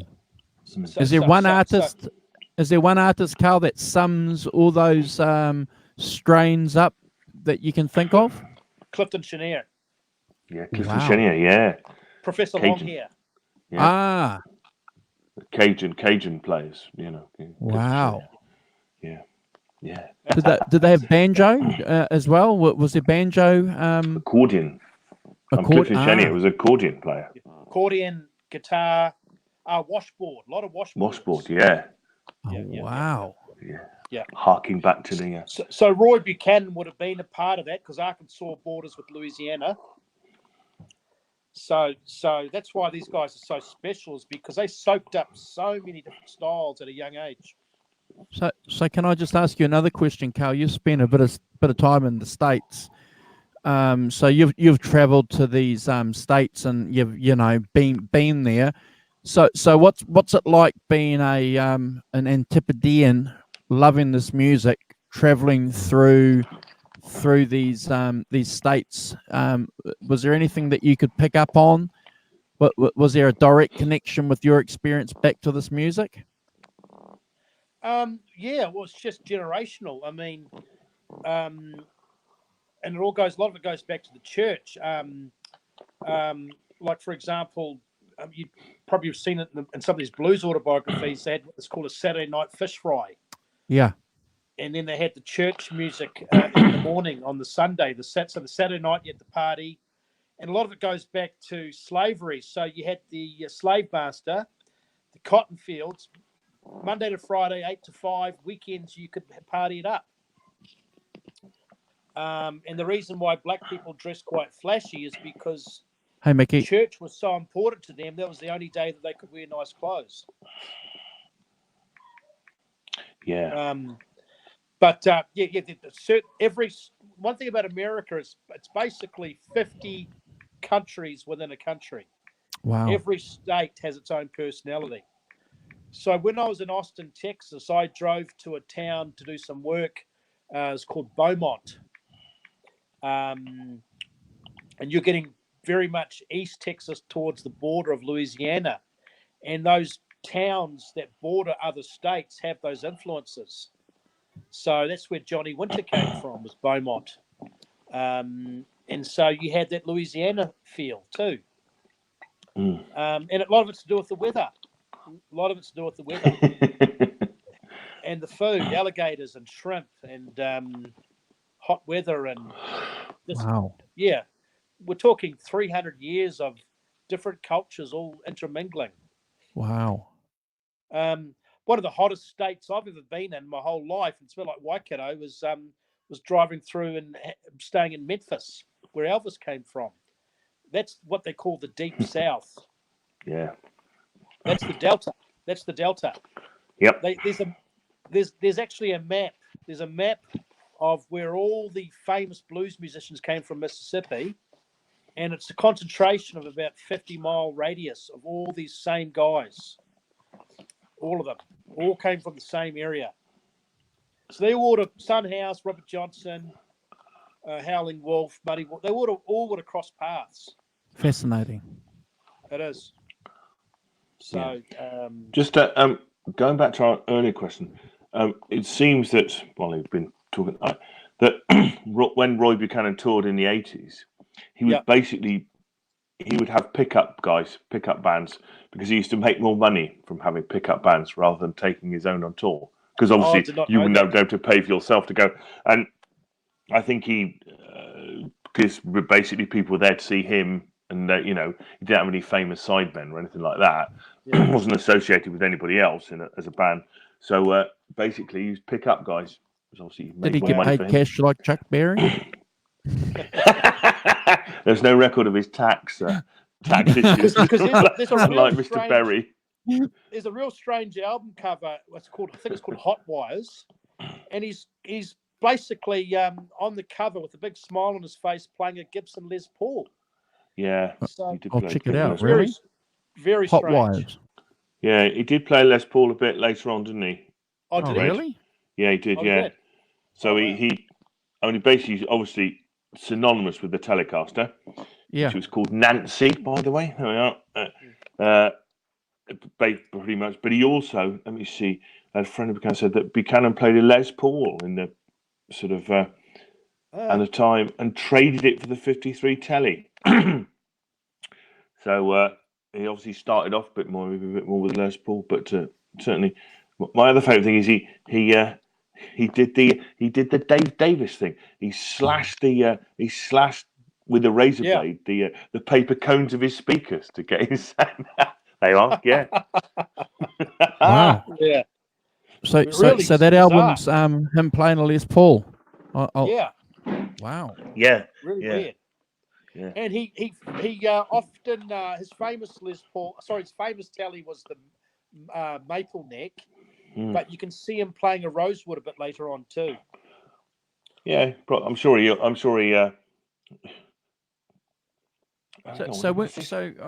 When was that album released, Carl or Simon? If you've got the information, when was Hot Wires released? Was that before he died? 87. I think so. Yeah. Yeah, before he died. The year before he died. So, being a guitar-based show, is there any reason why he went from a Telecaster to a Les Paul?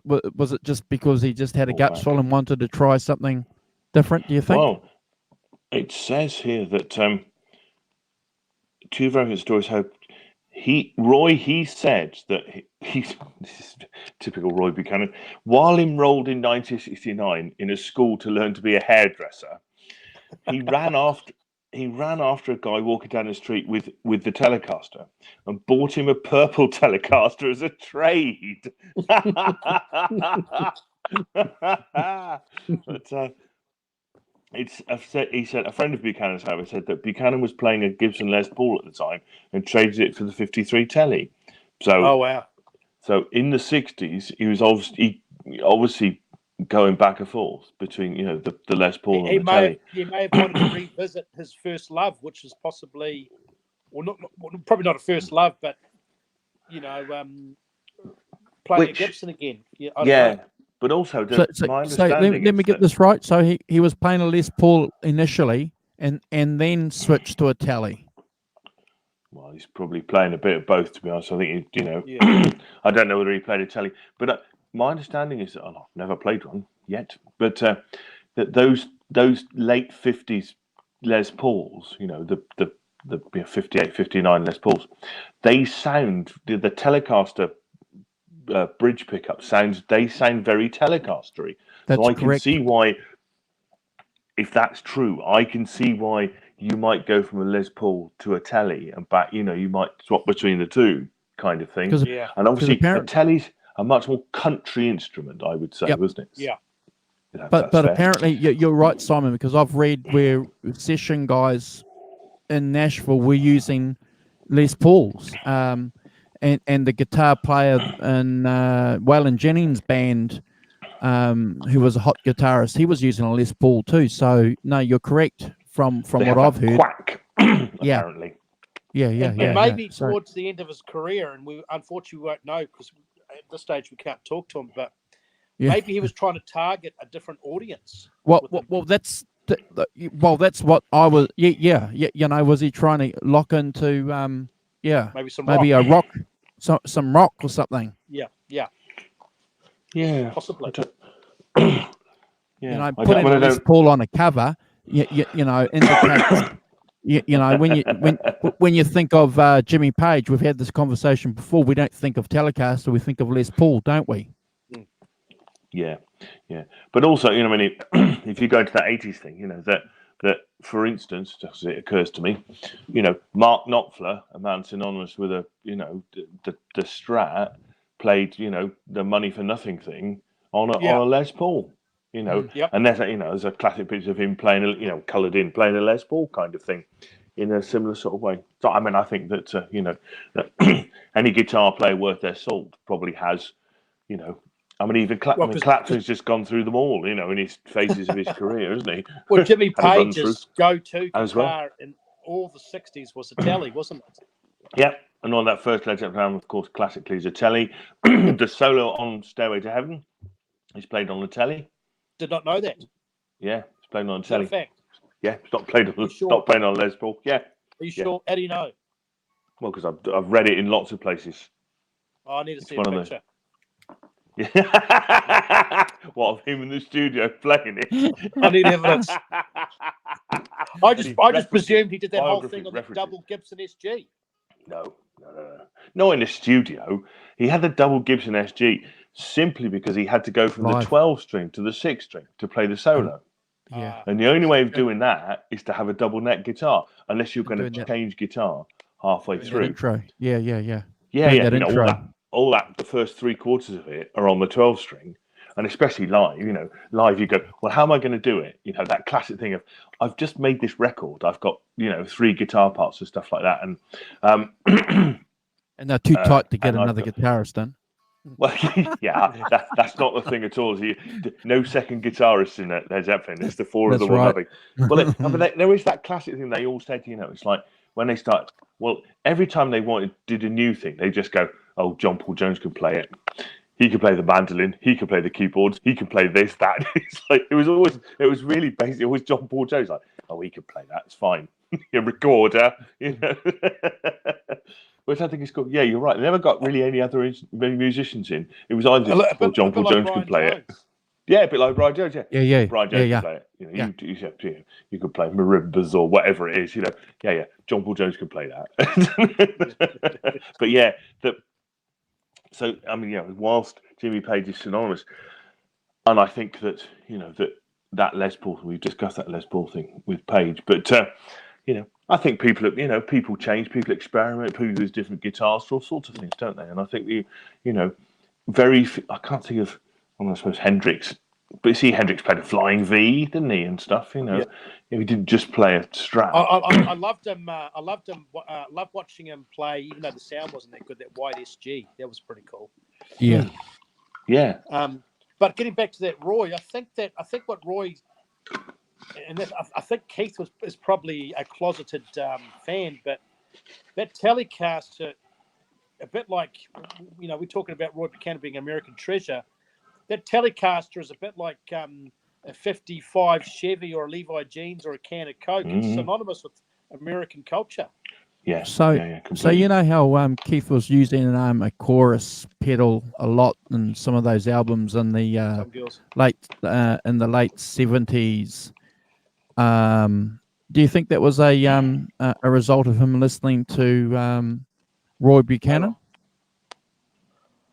I don't know. I think it was a lot of it still with Waylon Jennings. I think, but I think that Keith, you know, obviously his Telly was his go-to guitar. I think there might have been some Roy Buchanan influences there, because it, like what Simon said before. You cannot help but hear in Roy Buchanan's playing a country rockabilly influence. Absolutely, and which we all only know the that Telly can do. Yeah, the Fender can do it on some of those pickups, but the Telly is just so you automatically know it's a Telly playing.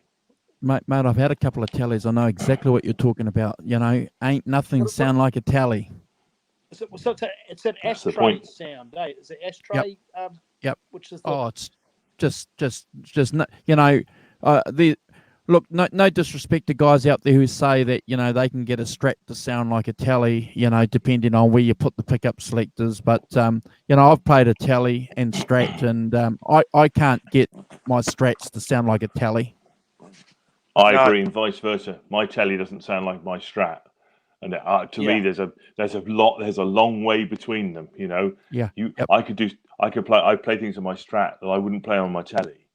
That's much more difficult. So I agree. I don't think that they're There was a guy called Billy Joe Shaver, and he had a son called Eddie. Eddie played pretty much a Strat, and he was about the only guy that I've ever met or even heard that can make a Strat sound like a Tele. Wow. Because no one else can do that. Wow. I need Tele to check is a it Tele, out. as far as I'm concerned. Yeah. Well, yeah. Oh, sure. Yeah. Well, I don't know what. I've never played one, but the Keith Richards Tele with the two humbuckers in it. Does that sound like a classic Tele still? The black one that he was using in the 70s. Yeah. Was it the Tele Custom? Are they custom? No. So again, Fender bought that out because they needed to have competition with the Les Paul. So that's why they bought out that custom, the Telecaster Custom with the two PAFs, to take on the Telecaster. Sorry, the Les Paul, and you're not going to get that Telecaster sound. And I've played a couple of those in music shops, Simon, and they don't sound like the traditional Tele. No, because they're humbuckers. Yeah. Yeah. Absolutely. It's Where's John gone? Can't get another beer. He left us staring at his sauna ceiling. Yeah. There it is. Pit stop. Oh, okay. Well, thank you for not taking the phone in. I was watching a stream a couple of years ago, and one of the guys did that. A pit stop. Yeah, that's quite interesting. So obviously Roy had the Tele. I've never actually owned a Tele with a humbucker, but how would you compare it to another guitar, or is it once again a unique sound? Yeah, I presume are they Seth Lover pickups in those? So I mean, he obviously did a wound and had a particular. What if you're putting him into a Tele? Oh, here we go. We're now in Tonewood territory. Yeah. So you're putting them into a different wood, and therefore you have a different sound. They're probably wound differently, so they won't be the same as Les Paul pickups in the way they're wound and stuff. Because I don't know anything about Eddie Van Halen, but obviously he wanted the best of both worlds. He wanted a twang with punch, so he wanted the Tele with the humbuckers too, right? Or Strat with the humbuckers. Strat, sorry, with the humbuckers. Yeah. Strat style, Yeah. Yep. And when you see a lot of those California punk bands, which I don't like, which sold a lot of records, Blink 182, Green Day, Offspring, they all have those Strats with those double pickups. Yeah. So there you go. Sorry, just going back to the Stairway to Heaven bit. I mean, Jimmy Page said he played the solo on a 59 Tele. Wow. Jeff Beck gave him.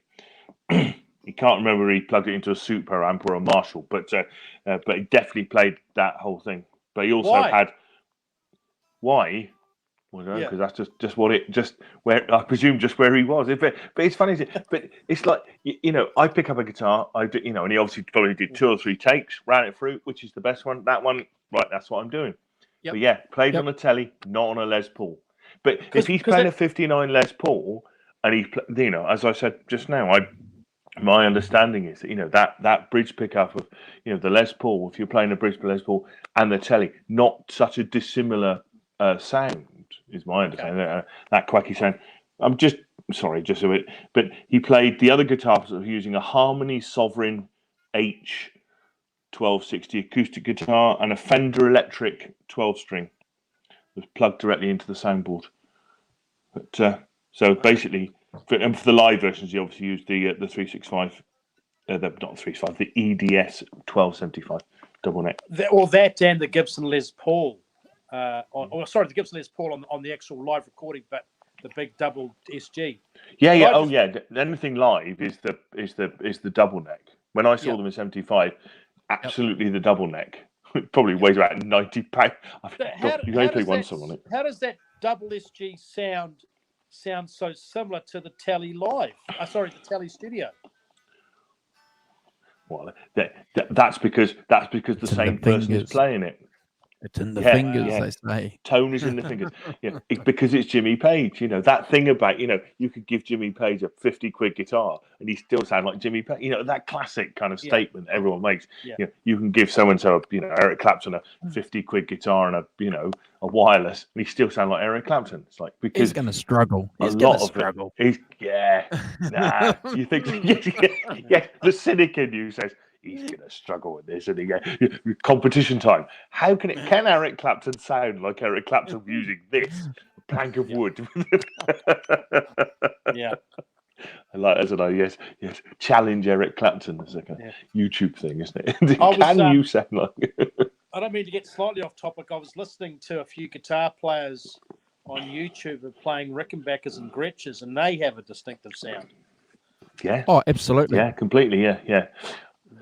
I think that it's that of course when you're listening to people recording and stuff like that, our assumptions that they're only using. I mean, using one guitar or doing one thing is often completely off the track.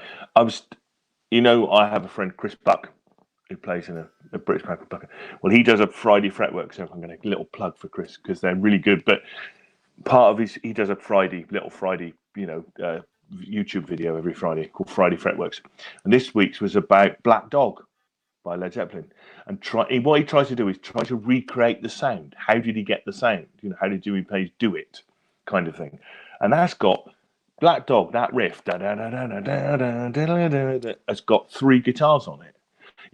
And they're plugged into the desk, and he overdrives the desk a bit like John Lennon does on Revolution.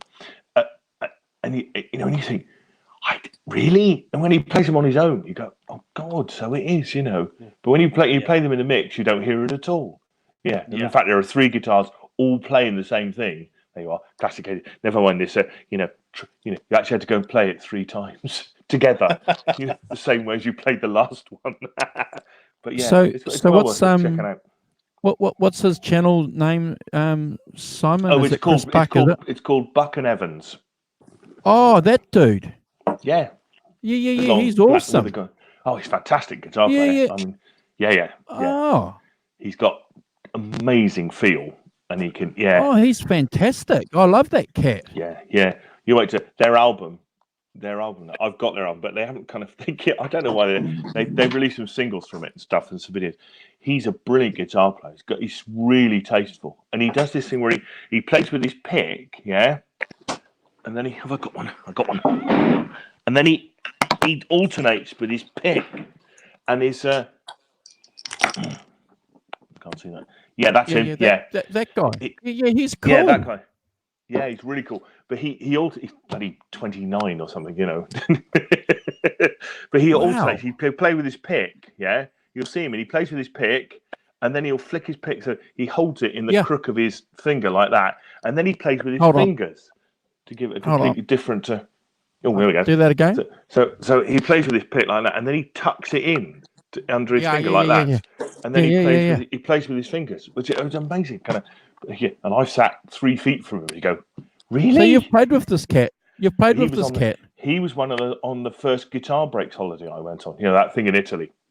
Oh yeah. Him and Ariel Posen were the 2 guys. I mean, he's Oh wow. But he's if you don't know him, guys, he's he's got his band Buck and Evans. They're really good, but they're like a if you like 70s rock, yeah. No, yeah. They are. Yeah. Buck and Evans are a band that I would have gone to see in 1975 at the Colton Hall. They're that, and I like that because that's my thing, so that's fine. But they got a keyboard player and a woman. Sally. Yeah, I watch his channel regularly, and I don't disagree with a lot of what he says. He's he's a really nice guy. He knows his gear, knows music, But what I also like about the guy too is that he's some of these channels that you watch, Simon, and I don't want to speak badly about anybody, but the guys that come across natural and that aren't acting or faking it, like Rick Beato and that guy, certainly get a thumbs up from me. And it's that natural.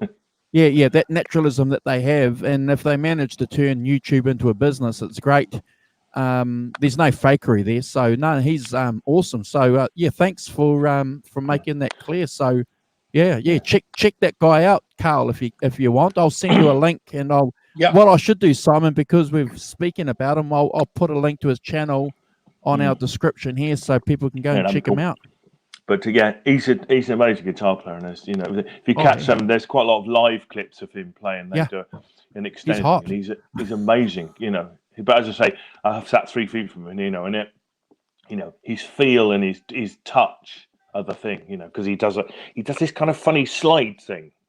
Sorry, it's terrible looking on YouTube, but he does this. He can slide up and slide back really quickly. Yes, I do. Yes, I'll stop doing that now. Carl, another Brit guy that's good at playing blues, and rock and roll. What's his name? Sorry, Chris Buck. Buck and Evans. But he's only what? I thought he was younger. Simon said he was 29. I would have picked him about 23, 24. He's older than that. Yeah, there's some older footage of him from playing with Slash. Nobody special. Slash kind of picked him up as being and kind of has done a bit of mentoring from him in there. Oh, wow. Nice. And he got, when he came to England, he played with him. There's some film of him playing with jamming with Slash, which is quite good fun. But he has his own. I mean, in fairness to Chris, he completely has his own tone and his own technique. Yeah. I think he's very recognisable, beautiful kind of melodic guitar player. So I'm digressing, but interestingly, a very good guitar player is having their own sound. Interestingly, I think you could draw a line with Chris. There are things that Chris does that are quite Roy Buchanan-ish, even if they're a bit. Do you know what I mean, Andrew? You see, I can see that kind of very kind of melodic kind of thing being and that finger picking thing being a bit Roy Buchanan. Probably second hand. I don't know if Chris has particularly heard of Roy Buchanan. He probably has. But I'd say so. Absolutely. So, I mean, there's a lot of good guitar players that I like who are guitar players in bands, but they sound, or a lot of them sound alike. Roy Buchanan, no one else sounds like him at all. No, not even close. I mean, we already know that Stereo Vaughan has a really unique sound, which is a combination of his shuffle playing and his amp setup and his certain things that he does. Albert King, Buddy Guy, Jimmy Page. Do you think he has a unique sound, or do you think he sounds like a lot of guitar players? No, I think he has a pretty unique sound. I reckon Jimmy Page and Joe Perry and Slash could all be a mishmash as far as I'm concerned. Well, you mean Joe Perry and Slash got their tone from Jimmy Page? Yeah. I don't quite nitpicking if ever I heard it. But those three people are great. They do have the unique sound, but they do sound alike. Yeah, and I think Gibson for a Marshall. Without being too bothered, Aerosmith, the American Led Zeppelin. There's a contentious statement if ever I heard one, but I kind of feel like it's kind of maybe. But I think that if you got Roy Buchanan out of his comfort zone, which would probably be a tally plug through a very loud Fender amp, if you gave him a Gibson through a Marshall, he would still sound like Roy Buchanan. Yeah, sure, yeah. And I think possibly, certainly, in a sort of in lots of live situation, probably be more distinctive, possibly than those guys. What would happen if you gave Slash a Stratocaster and played it through a 25-watt crate amp? Wouldn't know what to do, would he? What would happen? He'd be lost. And I'm going to actually put in that same category of slash Joe Perry and Jimmy Page, Gary Moore. But Gary Moore played. Gary Moore played Strats as well as Les Pauls and stuff, all sorts of things. Les Pauls. Yeah. But there's that video that came out a few years ago where they were talking about the influence of Jimi Hendrix, and Slash is saying that he tried playing a Stratocaster through a Marshall, and it just didn't work. The sound did. Yeah. He tried that. Okay. Yeah.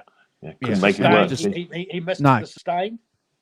Yeah, he didn't give us any in-depth reason why, but he just said that he tried playing a Strat, and he just couldn't get anything out of it through a Marshall.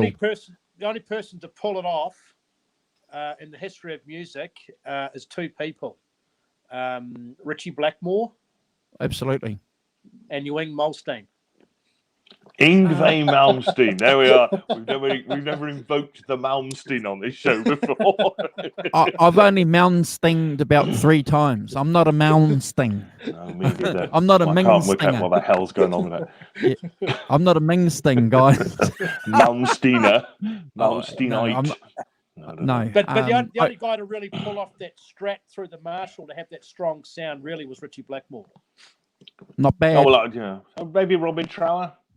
Absolutely. As well. But, Robin Trower, absolutely, Simon. Bridge of but Sighs wasn't stuff. he more of the vein of John McLaughlin, quite prog rock, classical? No, if you listen to Bridge of Sighs, that's a blues record. That's outstanding. May I say, I'd recommend that to anybody who hasn't heard it. Robin Trower, Bridge of Sighs, fantastic record. A bit in a blues tradition as well. Not that's a blues rock tradition. It's not John McLaughlin by some distance. No. I've seen a little bit of blues. Robin Trower on YouTube, and he's very clever. Yeah. Very. But good. Just a 3-piece band. 3-piece. Yeah. Bass player sings. I saw them in Bridge of Sighs tour. Really good. Like a sort of Hendrix. He did a kind of Hendrix thing, but it's not. Yeah. It's not apparently before Hendrix. Yeah, he used to be in Procol Harum, Robin Trower. Yeah. He played the White Shaded Pale. He basically, him and a whole bunch of others, those guys came up with the word virtuoso. Yeah. Fantastic. But Bridge of Sighs, check if you haven't heard it, check it out. Really good. Yeah, there was a really famous good record. sentence or line out of that book, Caught in the Crossfire, Stevie Ray Vaughan, where Jimmy Page basically gave Stevie a backhand in their teenage years and said, "What, you trying to sell it, Robin Trower?" Really? Because Stevie was already venturing into that, that Jimi Hendrix rock, already trying to, in his infancy, already honing his unique sound. Yeah. So there you go. Yeah. Get your own, don't trade on something. But I think that Jimi Hendrix thing had some sort of fuzz and stuff in it. It's fuzz and wah-wah kind of. Yeah. To kind of, I guess, kind of thicken it up a bit, really. Using those two things, not too much. You'll thicken your sound. But Mickey Mickey, Robin well at a small club down in Texas. That's oh wow. That would have been recently, phenomenal, Mickey. Yeah, that would have been phenomenal. When did you see that? When was that gig, Mickey? Because Robin looks like a pretty old man now, doesn't he? Oh, he is. Still gigging. He's still playing. I mean, he played in Procol Harum in the '60s, so he played on White Shaded Pale. Not that you would have noticed, but so he's got to be over 70. He'd be what, between 70 and 73, 74? Yeah, 74. Hey, to get really, really off topic. Sorry. Knock yourself out. You mentioned about Bruce Springsteen, and I was fortunate to work with this guy in the last 2 years. Did you guys ever hear? Yeah, he's 74. Eddie Money. Yeah. Oh, we had this conversation last week, didn't we, Andrew? Oh wow. Because I never knew anything about him, but I worked with this guy that played tile, and he just loved Eddie Money and played all those songs. What? So, Well, Mickey, yeah. So comparatively recently to me, I saw him about 74. The interesting is we were discussing this last week, and maybe it was it. Yeah. The interesting thing is that over here in the UK, Carl, Eddie money means almost nothing. Right? Wow. There is almost nothing, and yet this kind of outpouring from American friends I've got, like Johnny Bean and Todd Flowers, and these guys. Oh, Eddie Money died, terrible. And I'm thinking to myself, ask me to sing an Eddie Money song. Nope. And I was around. Obviously, I've never picked up here at all, and I think that I know what to do. That thing about the divergence in the between the UK and the US rock scene, starting in the late 70s, where Eddie Money came in, never made any impression. I never heard of him in my life whatsoever. either, and then just happened to work with this guy who was really blue collar, and it just was the Eddie Money had that blue collar sound down pat. King of the karaoke, karaoke kind of a sound. Yeah. But I just want to mention him because obviously he passed. Ginger Baker passed, and there was someone else that passed just recently too. Can't remember. Three. I actually can't believe we haven't mentioned that earlier. Sorry. Ginger, yeah, God, yes, the great Ginger Baker, yeah. But sorry for interrupting, Carl. Carry on. Older than the other guys. Say that again, Carl. Sorry. He was 5, 6, 7 years older than a lot of his contemporaries. Yeah, 80, wasn't he? Ginger Baker was 80. So yeah. So 80, 80s. If you saw someone 80 walking into your store, they could almost be a great grandfather. Yeah, completely. Yeah. It's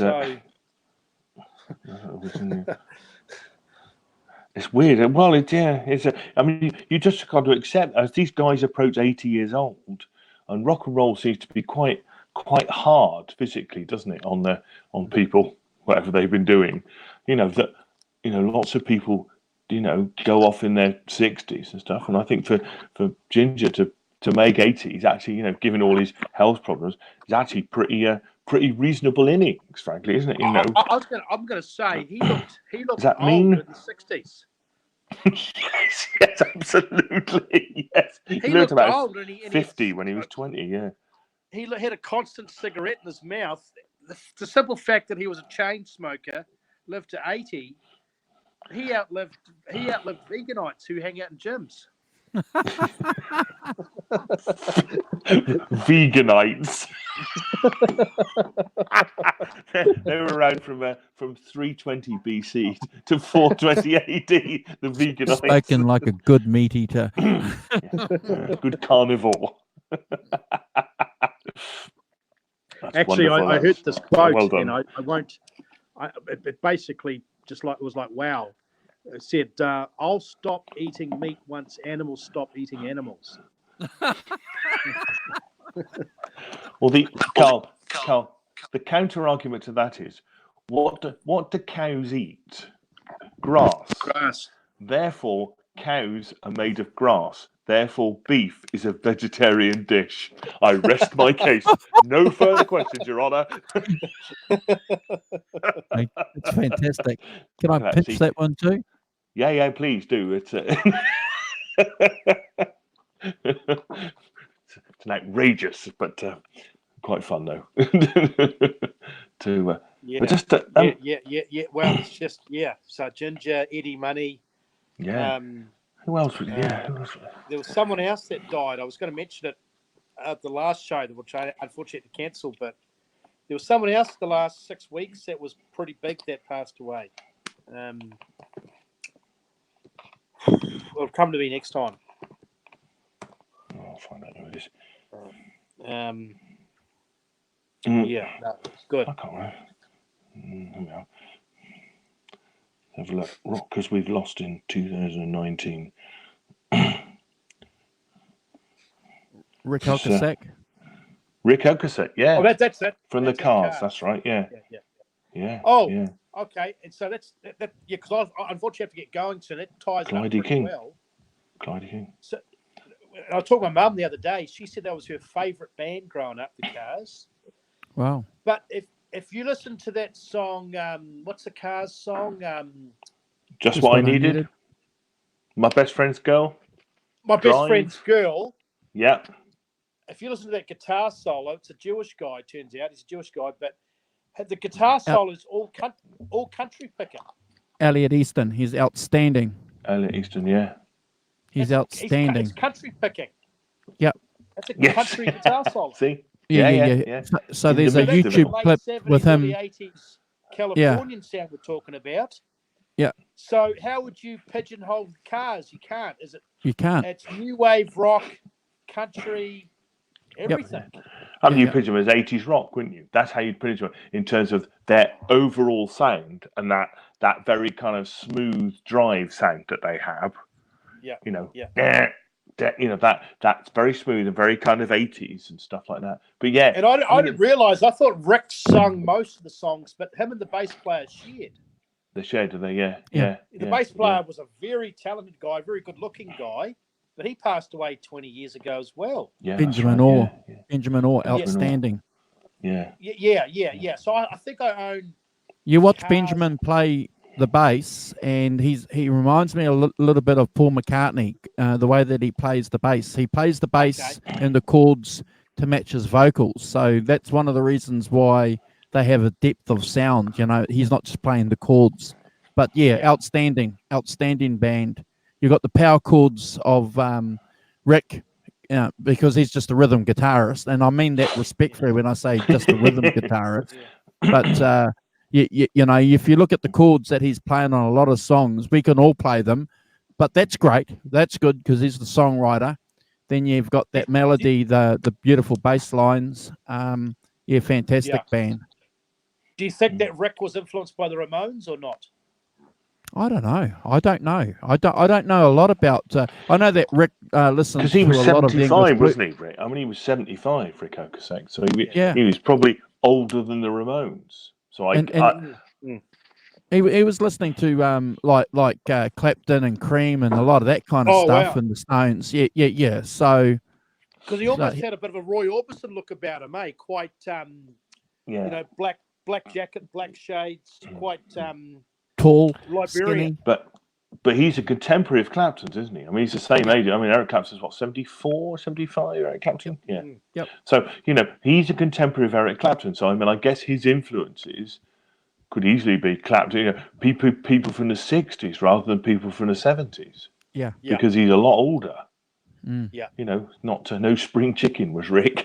I mean, you know, good for him, but it's a very clever band because some of those keyboards in the Cars came from Doug Sam and Doug Sam's band. Doug Sam. Doug Sam's band were a whole bunch of Latinos, which had that. Yeah, that's right. Yeah. Tex-Mex thing. Tex-Mex, that's that Tex-Mex Louisiana thing. So there was just a real melting pot once again. Yeah. So just coincides again with Roy Buchanan's second go at music with the Alligator recording contract. A lot of great stuff happening in the early 80s. Like Cars were late 70s, early 80s, Yeah. Interesting. I can see the thread that you've just sown there with that chicken picking that Elliot played with the Cars, and you're linking that back to Roy. There's a wonderful clip with him playing that on a line 7 rig, trying to get that tone. And I only saw that a couple of weeks ago, Carl. So I'm glad you mentioned it. It blew me away because it's a country lick. And you listen to it on the record, and you know, you're 16 years old having a Coke, having your burger. That's not. If someone told you that was a country lick, you'd go, "But that's new wave. That's new wave, Simon." Yeah, right. But I would think. So I would say that in that kind of, as I said earlier, the kind of, it does link quite easily because, you know, the Clash, for instance, where, you know, it's an obvious example, did Vince Taylor's, you know, Pink Cadillac, which is a rockabilly song, you know, and all those country licks would fit beautifully into those, and into those, a lot of those kind of 3-chord, if you're invoking that kind of Americana thing, you know, that, and remember the Clash went on tour with Joe Ely, if you remember that, you know, he was very much a kind of Texan country, you know, country musician, where all those country licks and all that stuff fitted in really well. Because You know, I'm glad you perfectly. mentioned Joe Ely. He was an Austin boy. Well, he's from Yeah. Lubbock. Yeah, Lubbock, Texas. Yeah. But he was big in England. I think one of his live albums Huge. was in England. Yeah. We came and toured on the back of the patronage from the Clash. Yeah. You know, some sort of okay. a him and back to what's the other guy? Guitars, Cadillacs, and Dwight Yoakam. Dwight Yoakam. Yeah. Thank you. Yes. Yeah. So that he was the other one, but yeah, particularly Joe Ely because obviously they toured together. The Clash, he toured with the Clash. Yeah, lots of Dwight patronage. Yoakam's hot guitarist, who wrote all the songs on his first 2 albums, he played a tally too. See, yeah. Oh, Well, I mean, let's face it. Joe Strummer played a telly. Joe Strummer Oh. played a telly. Mick Jones played a Les Paul. Yeah. he wrote all the songs too. He's gosh, You know? oh, yeah. Good threads. Good threads. Yeah. Good. Just going back to Roy Buchanan, I'm just having a look here. Obviously, he taught himself chicken picking and stuff like that, and he used to use his nail rather than his plectrum. But he also did, and I have to notice it. He did the pinch harmonics. You know, he used to do that a lot, and that must be really early doing pinch. I'm sure he didn't invent it, but you know that thing when you hit the plectrum, when you hit it with your thumb, so it goes that high pitch. I would say too that Billy Gibbons, who's clever at pinch harmonics, the great Billy, yeah, would have been a big fan. Yeah. I guarantee you that now. Getting back to that new wave sound, that's why Mick DeVille unfortunately never hit the big timers because they couldn't put him into a certain category. No, that's right. Yeah. He was rock, blues, Cajun, R&B. Loved Stand By Me, Benny King. He loved Curtis Mayfield. He had the look though. He had the look. You would have thought that maybe the look. If you look back on it now, you thought maybe that would have made a impact. Yeah. So that early I think 80s was a really here strange. For a bit. Early 80s was a strange time. You had MTV killed the radio. Everything was getting very visual. Cars were big. Obviously, they had a great sound, but that song was at Drive, was their huge seller.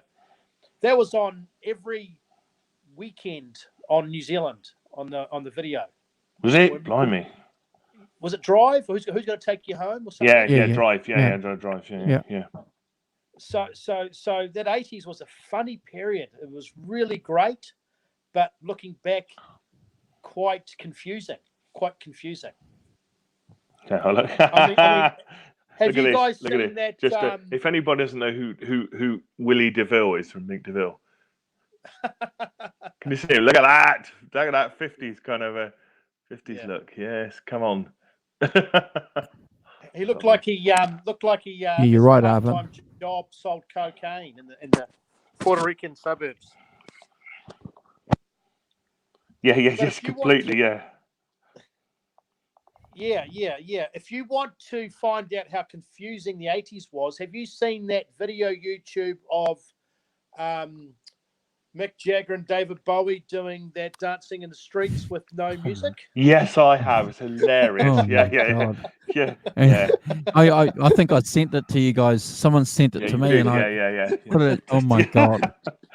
Fantastically I can't look funny. I'm not going to look at that video again. I'm just those English accents that the guy was. It's just he got. Yeah.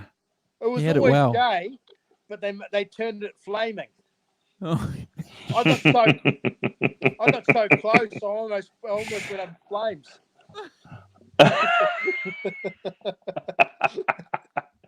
Oh dear! What we'll have to do, Simon, is there's a lady taking the world by storm. Her name's Greta. She's an environmentalist, climate changer. Yeah, Greta Thunberg. Yeah. And she's been invited to a marae, and she's a little bit upset about a boil up. So we'll send you that video. Oh, okay. Oh, did you see the one I posted about Greta Thunberg goes metal? Yes. Yeah. That is hysterical.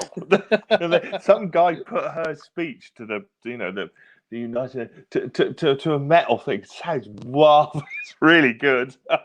Greta Thunberg goes metal. Oh, it's amazing what they can do. Oh, it's funny. Yeah. Here we are. So yeah, I'm glad that Pete Anderson. Really Pete Anderson was the guitar player on Dwight Yoakam stuff. That's it. Yeah. He's so a very well known kind of.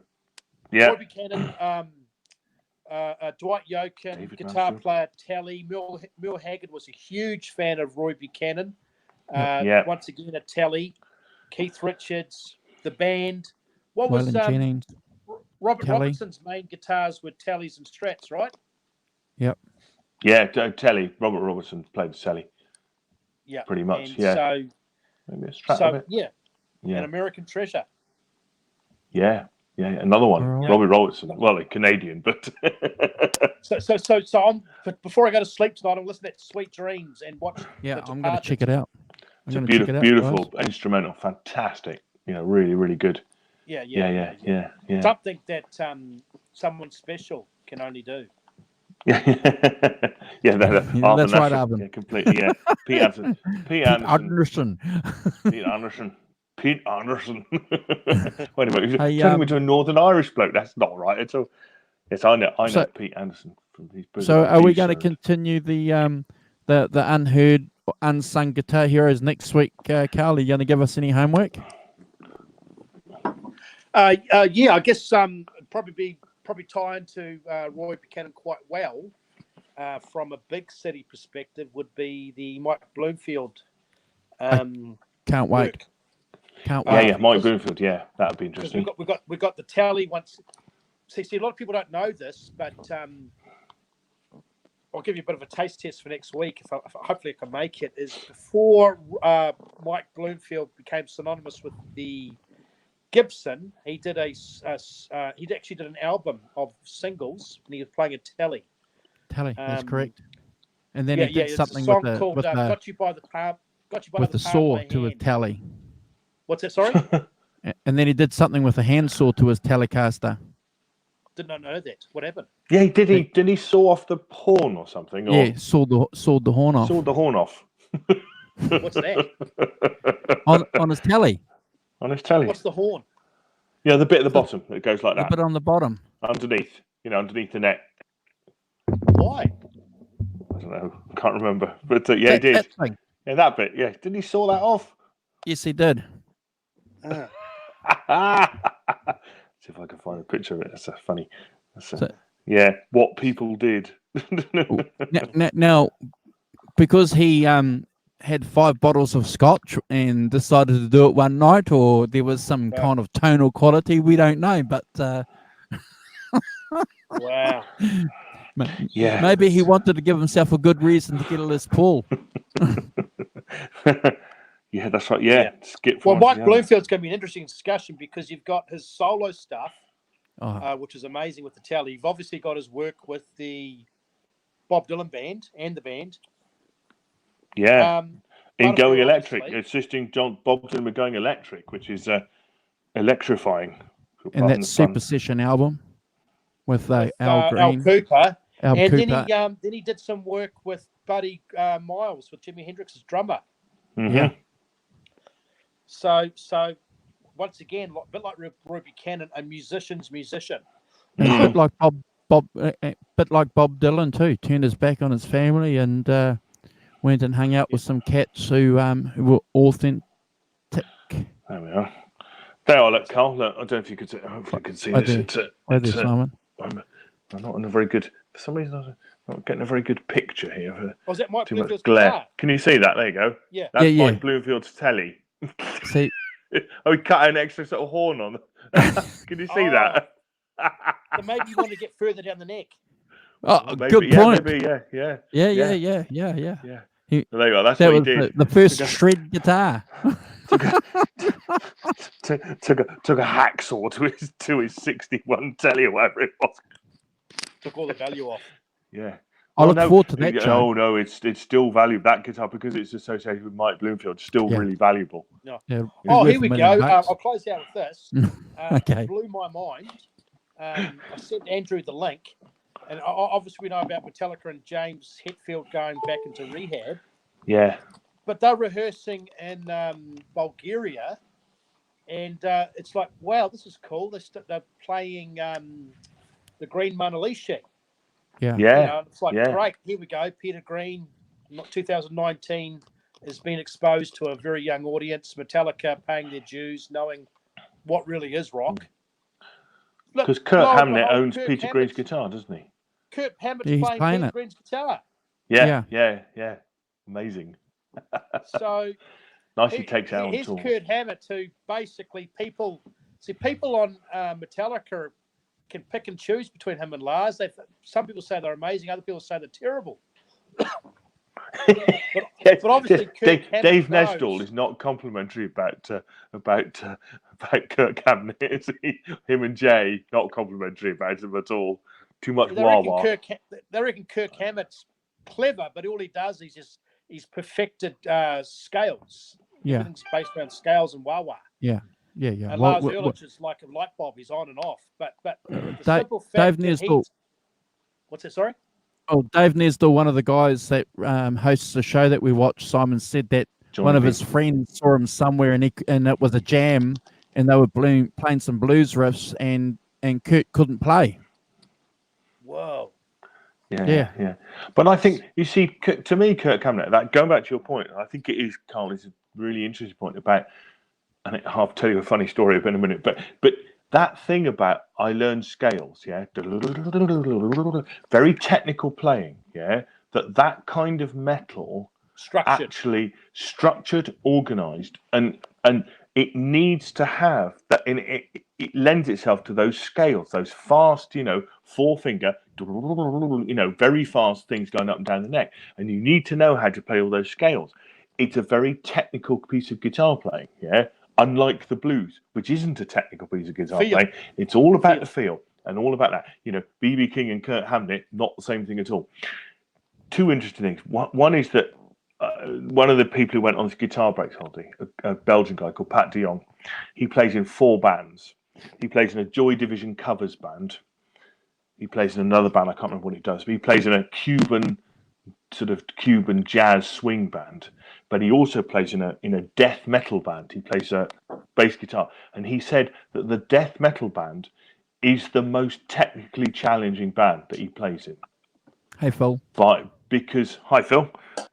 Because he said when they do a gig, they have to practice for 2 months beforehand to get themselves up to speed, because it's very tight, very technical, but and very fast. So you're in a position where you've got 2 guitars and a bass player that have to absolutely be like that. Otherwise, it sounds like a mess. Some people might say it's a mess anyway, but otherwise, you just sound like it's a mayhem. Not it doesn't anyway. But it's very interesting. And I think that the thing about Kirk Hammett about being a technical player who can't play the blues, that doesn't surprise me necessarily. Because if you've been brought up with going, he learned how to play via Joe Satriani. Joe Satriani was his teacher. Yeah, and Joe Satriani, and they are the beginning of that. Steve Vai, they are the beginning of that very technical, I would say, kind of metal player.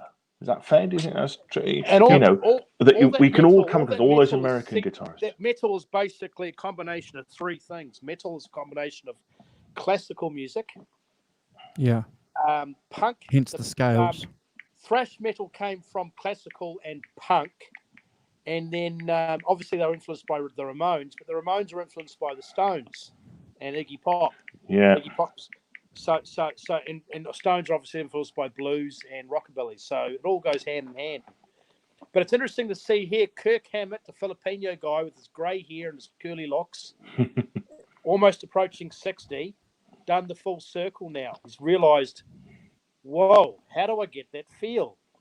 Maybe I'll try and buy the guitar to get the feel. Hey, Johnny Bean. Wow, look at that. We are honoured. Hi, Johnny. So good point. Scale. See, Slash learned how to become an amazing player, and I love Slash. Whether he can play the blues or not, I'm not sure. But he said, yes, he can. Like Eddie Van Halen, he played 12 hours a day, 7 days a week, scales up and down. A bit like Lance Armstrong, maybe, or John Walker running. Just the same thing over and over again. Yeah, but he was also heavily influenced by,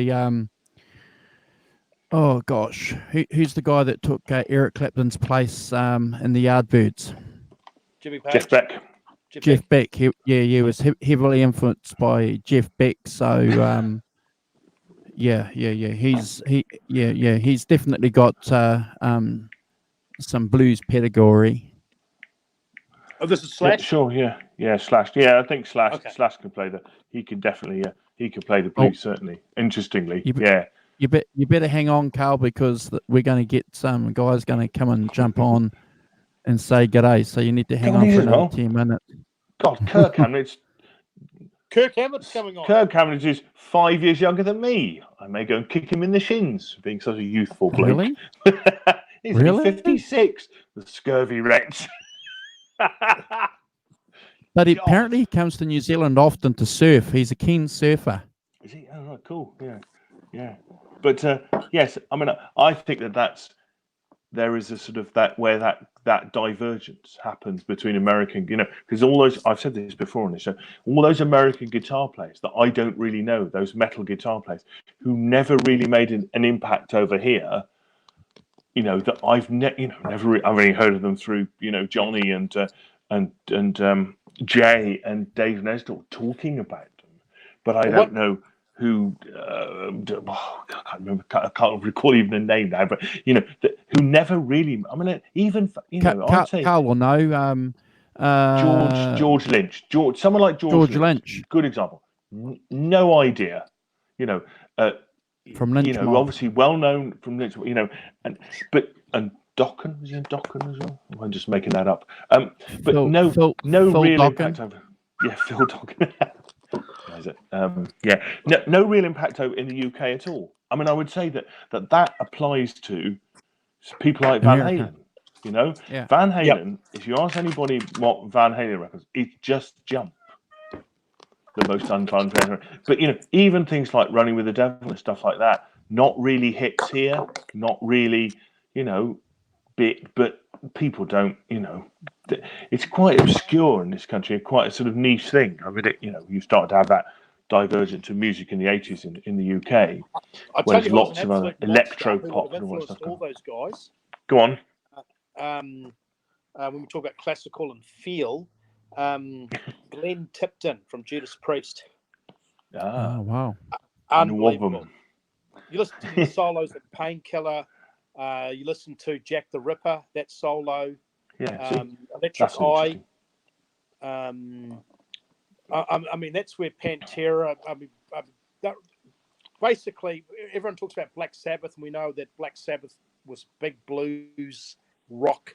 Tony Iommi was big into, Eric Clapton and Hendrix, but Glenn Tipton was the same, but they had that classical edge to them.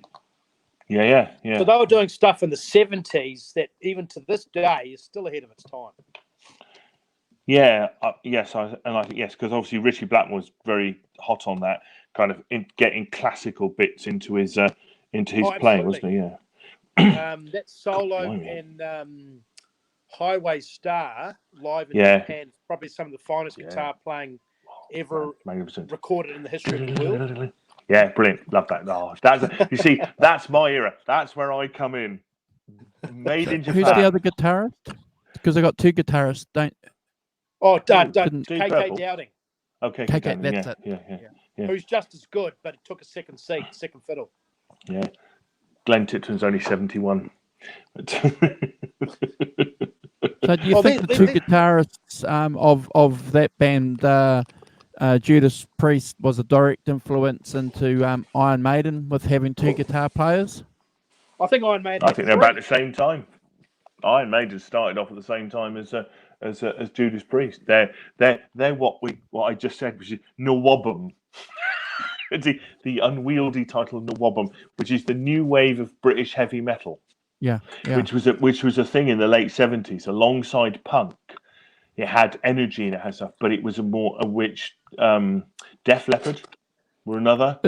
Isn't that one of the reasons why they got rid of Paul Di'Anno from the first album? Because he was a little bit more punk, and the rest of the band, like Steve Harris and Adrian Smith, they wanted to go more down a bit less punk. Yeah. They wanted to go down the. But I think that Bruce Dickinson was a better frontman than But Saxon were another band like that. This whole kind of new wave of heavy metal. Didn't Iron Maiden have three guitar players? They do. They do. Yeah, they do have 3 guitars. I don't know whether they started with 3 guitar players. Yeah. I thought they only started with 2. But I only knew them when they had 2. So, but I haven't been an Iron Maiden 3 fan guitar for players is part of 20 their years. live act. Didn't one of them? Didn't somebody? One of them took a break, didn't they? So they got somebody else in, and when he came back, Adrian Smith came back. They just said, "Well, we're not firing the other bloke. You can play. We'll have 3 guitar players." Is that not what they did? I'm pretty sure that's what they did. Yeah, the other guy was a German guy. John, was a German Are you guy. burning the house down, Carl? No, that's the cops. That's the cops at his door. They come to arrest him, have they? For talking about Roy Buchanan on YouTube. Yeah. Phil's got it right. That's right. Thank you, Phil. Yes, they kept Yannick when Adrian returned. Yes, I thought there was some truth in that. Yeah, which I think is pretty cool. You know, we won't fire the bloke. You know, he's great. So we'll have 3. Which I think is pretty cool. So what we're finding with this American sound as opposed to the English sound, and I'm not sure if it's your curriculum at school, Simon. I've never been to an English school. It's very much. Obviously, we know about the Stones, but there's very much a classical approach, Shakespearean approach to English music, rock, metal, as opposed to America. Well, I think that's I would say, you see things like, we talked about it earlier, but Procol Harum's, Whiter Shade of Pale is based on a classical piece. I know it's keyboards more than guitar, but and Eric and Richie Blackmore was very interested in medieval. Yeah, medieval stuff and fitting all that in, and then you get a line through that to people like Yngwie Malmsteen, very sort of classical, kind of very technical, very classical. He's got a lot of classical stuff and things like that.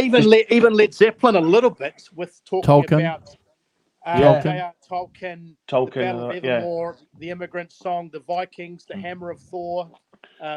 What's it called? That famous line, the Hammer of Gods. Hammer of the Gods. What's that song? That famous song? The Immigrant Song.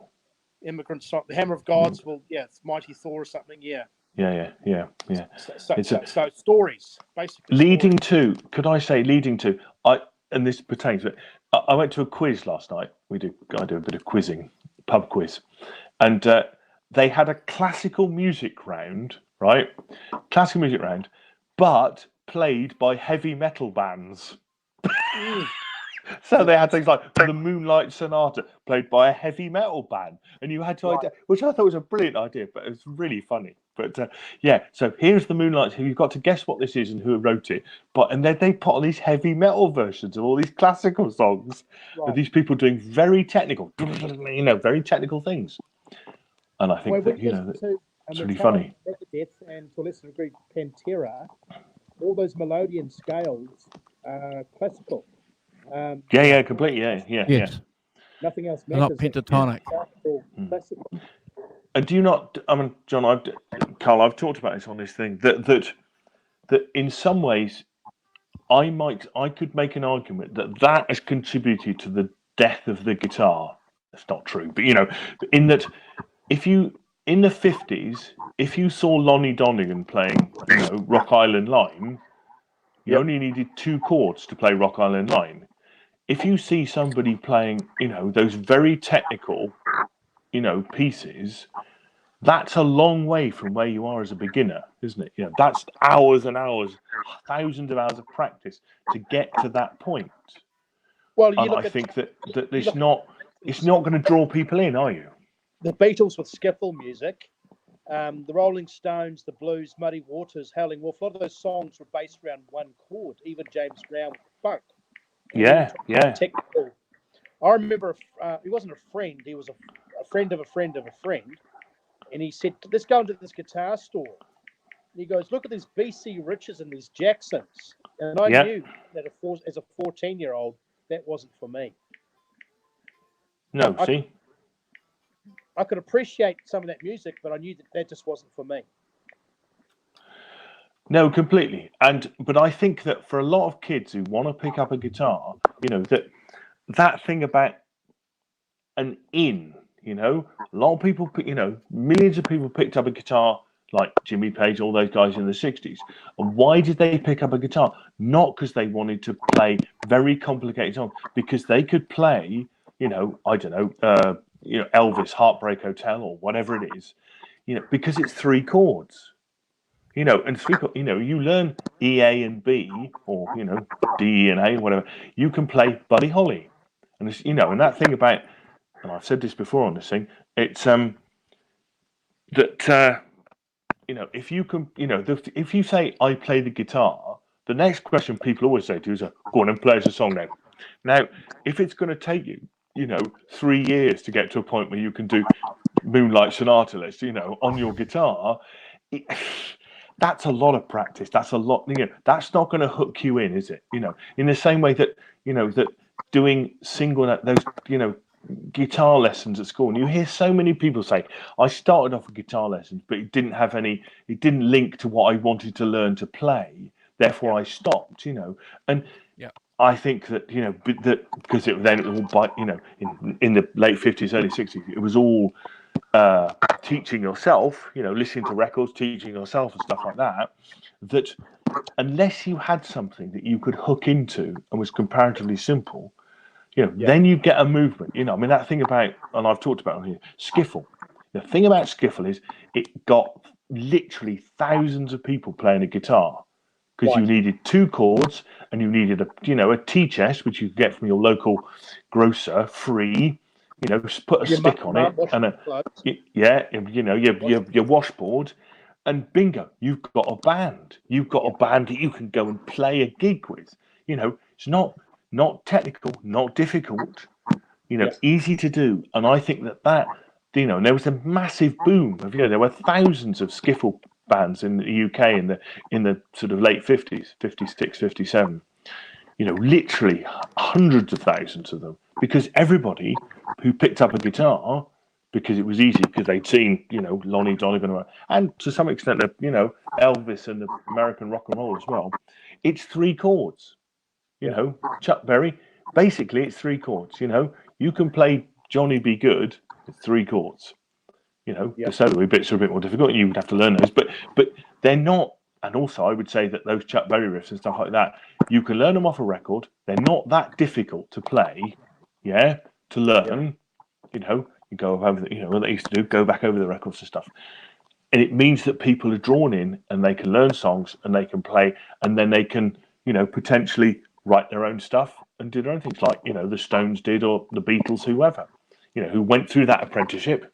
The Quarrymen were a skiffle band. Well, it's great. You bring up a good point, because speaking of quiz night, I've got a quiz for you. What do you think is more orgasmic and euphoric? A rhythm guitarist locking in to a rhythm section and just locking into that pocket, a B.B. King or a Peter Green, or to a lesser extent maybe a Stereo Vaughan playing a one-note solo, or a Kirk Hammett or Ewing Molstein or a Slash doing an amazing solo that involves lots of scales, but the band's on point. Who has the higher euphoria out of those three scenarios? Well, I know which one thrills me the most. Do you know what? The most thrilling thing whenever I see a band, the most thrilling thing that thrills me knowing is when you get two guitar players, and they're playing chords and their arms are going like that in unison. Completely in unison, when they do everything in unison, and you see them all. And to me, that's locked in. That's like completely playing as one, as a locked in thing. That thrills me personally like nothing else. Wow. That's when I get, yes, come on. More than, I think, probably in a more prime way than even any kind of solo, really. Because you've got, for example, guitar playing. You've got some of that James Brown funk that's all on one.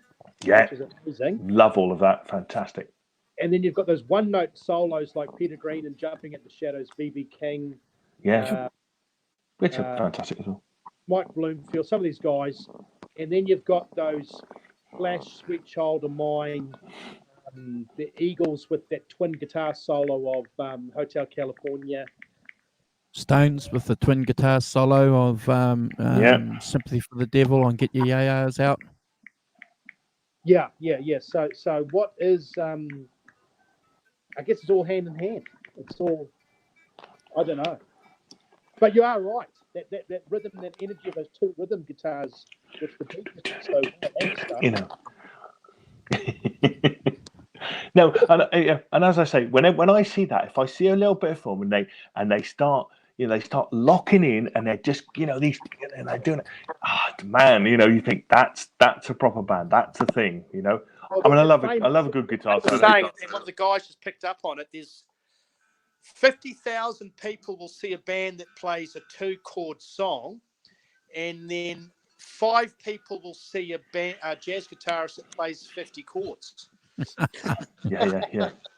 Well, do you know that? Yes, absolutely. Like, he's completely right. But don't you think that one of the thing that always reminds me of this is that the Velvet Underground sold 5,000 records, but every one of those records, 2 or 3 chords, but every one of those records was bought by somebody who formed a band, because they were easy enough to pick up and play, and they had a kind of, if you like, an artistic idea, a different view of the world to the sort of hippie one stuff. But, in essence, they were, as you said, Andrew, 2 or 3 chords, and you could play them. If you want to play I'm Waiting for the Man, it's 2 chords. And then you go and play. Springsteen's guys, Steve Van Zandt, the Ramones. Yes. All those guys, all those American bands played, obviously like Beatles, but a lot of them preferred the Stones even more, because 19th Nervous Breakdown, Get Off My Cloud, Satisfaction, 3 easy chords. Precisely. So what I've done is I figured out from a long time ago, I'm just going to appreciate Jimmy Page, Stairway to Heaven / Sweet Child of Mine just for the car. I'm not going to try and play it on guitar. That's the best I've got. Yeah. But there's nothing wrong with being able to play the A, G, F as the underlying bit of the solo bit of Stairway to Heaven. What's the matter with that? Somebody's got nothing to do wrong.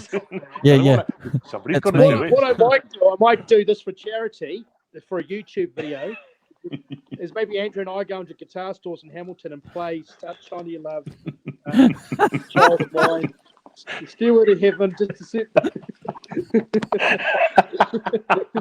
And we get chucked out because they chucked summarily dismissed. Yes. Because there's actually YouTube videos of guys doing that and people pulling out their hair. Is that right? Probably, yes. I remember going into music shops where they had fines. I remember going to music where, if you play Stairway to Heaven, mate, that's a £5 fine. It's fine. Smoke on the water. Smoke on the water. That's it. Smoke on the water. Not playing that in here. That's banned. You're banned.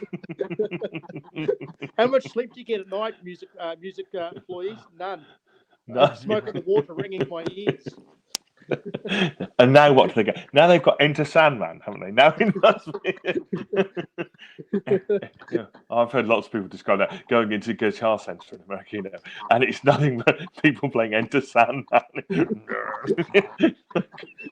How many hours can I listen to it before it drives me absolutely mental? Probably 8 out of 10 sound terrible, but the guitar salesperson say, "Oh no, you sound great," to sell the guitar, so he gets a commission. Yes, not actually go up and go, stop that now, or I'm going to put you out on the street. No sale. Which I think is what should be happening. It's. That's a whole different conversation. About this? You're playing a Les Paul or a Strat at a record shop. You're playing "Sunshine of Your Love" or whatever, and one of the assistants comes up and hands you a ukulele. Now give me a tune, sucker. Yeah. Try this, mate. I didn't realise this, but I guess Andrew, was 5150 is a code for being insane. Is that right? Yeah, it's the police code. Is it? Yeah. Is it? Oh, right. Yeah. I thought that was the number of the street where he had his studio or something. No, is that not true? It's a police code for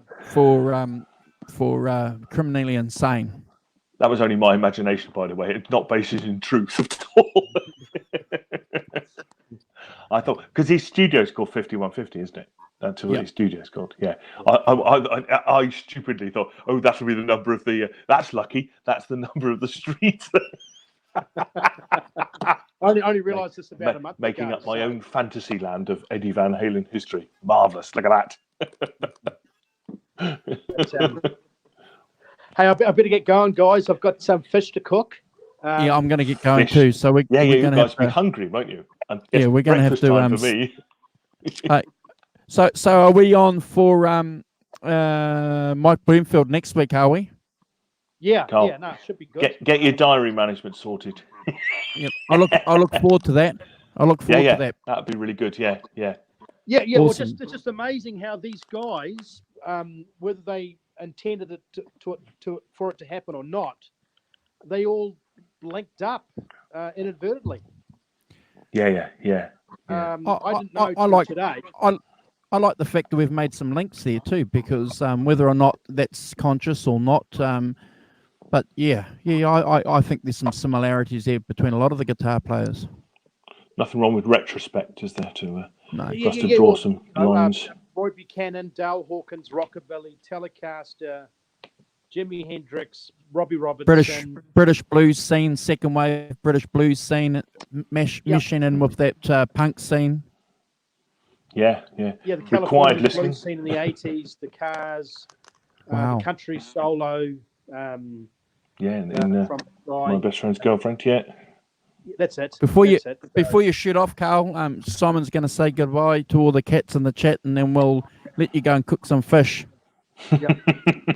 Yeah, indeed. And before that, Simon, mate, it's been great having you on. Appreciate it. I've learnt a lot from both you guys tonight on Roy Buchanan. I didn't know much about him. I appreciate it. So I'm going to go and look and listen with a new set of ears. Thank you. Sorry, I was late. Listen to just go onto YouTube. That's a part of the closing scene. How that Sweet Dreams comes in. I'll check it out.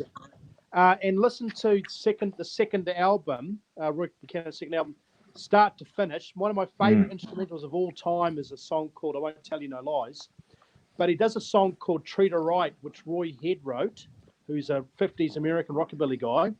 But "Treat Her Right" was covered by everybody: the Commitments, Leroy Brothers. It's been on many a movie. It just goes to show you Roy Buchanan's knowledge of the American songbook. Wow. Yeah. Started at the right time, didn't he? you know the song "Treat Her Right," eh? Yeah. If you practice my message, all that sort of stuff. So yeah.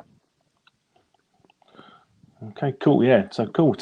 So if I can, thank Arvin. Arvin, he was first in. Thanks, Arvin, for joining. Dave R's Guitars. Thanks, Dave, for dropping by. It's very cool. Mickey Settlemeyer. Thanks, Mickey. We got Johnny Bean, of course. Thanks for Johnny for dropping by, and Phil Mosey Music. Thanks for dropping in. I'm sure you're watching Johnny Bean, really, but that's fine. I will be too. So thanks everyone for dropping by in the chat. It's been really good, and I've really enjoyed today. I'm sorry I was late. I'll wake up earlier. Yeah, my plan was for this to last an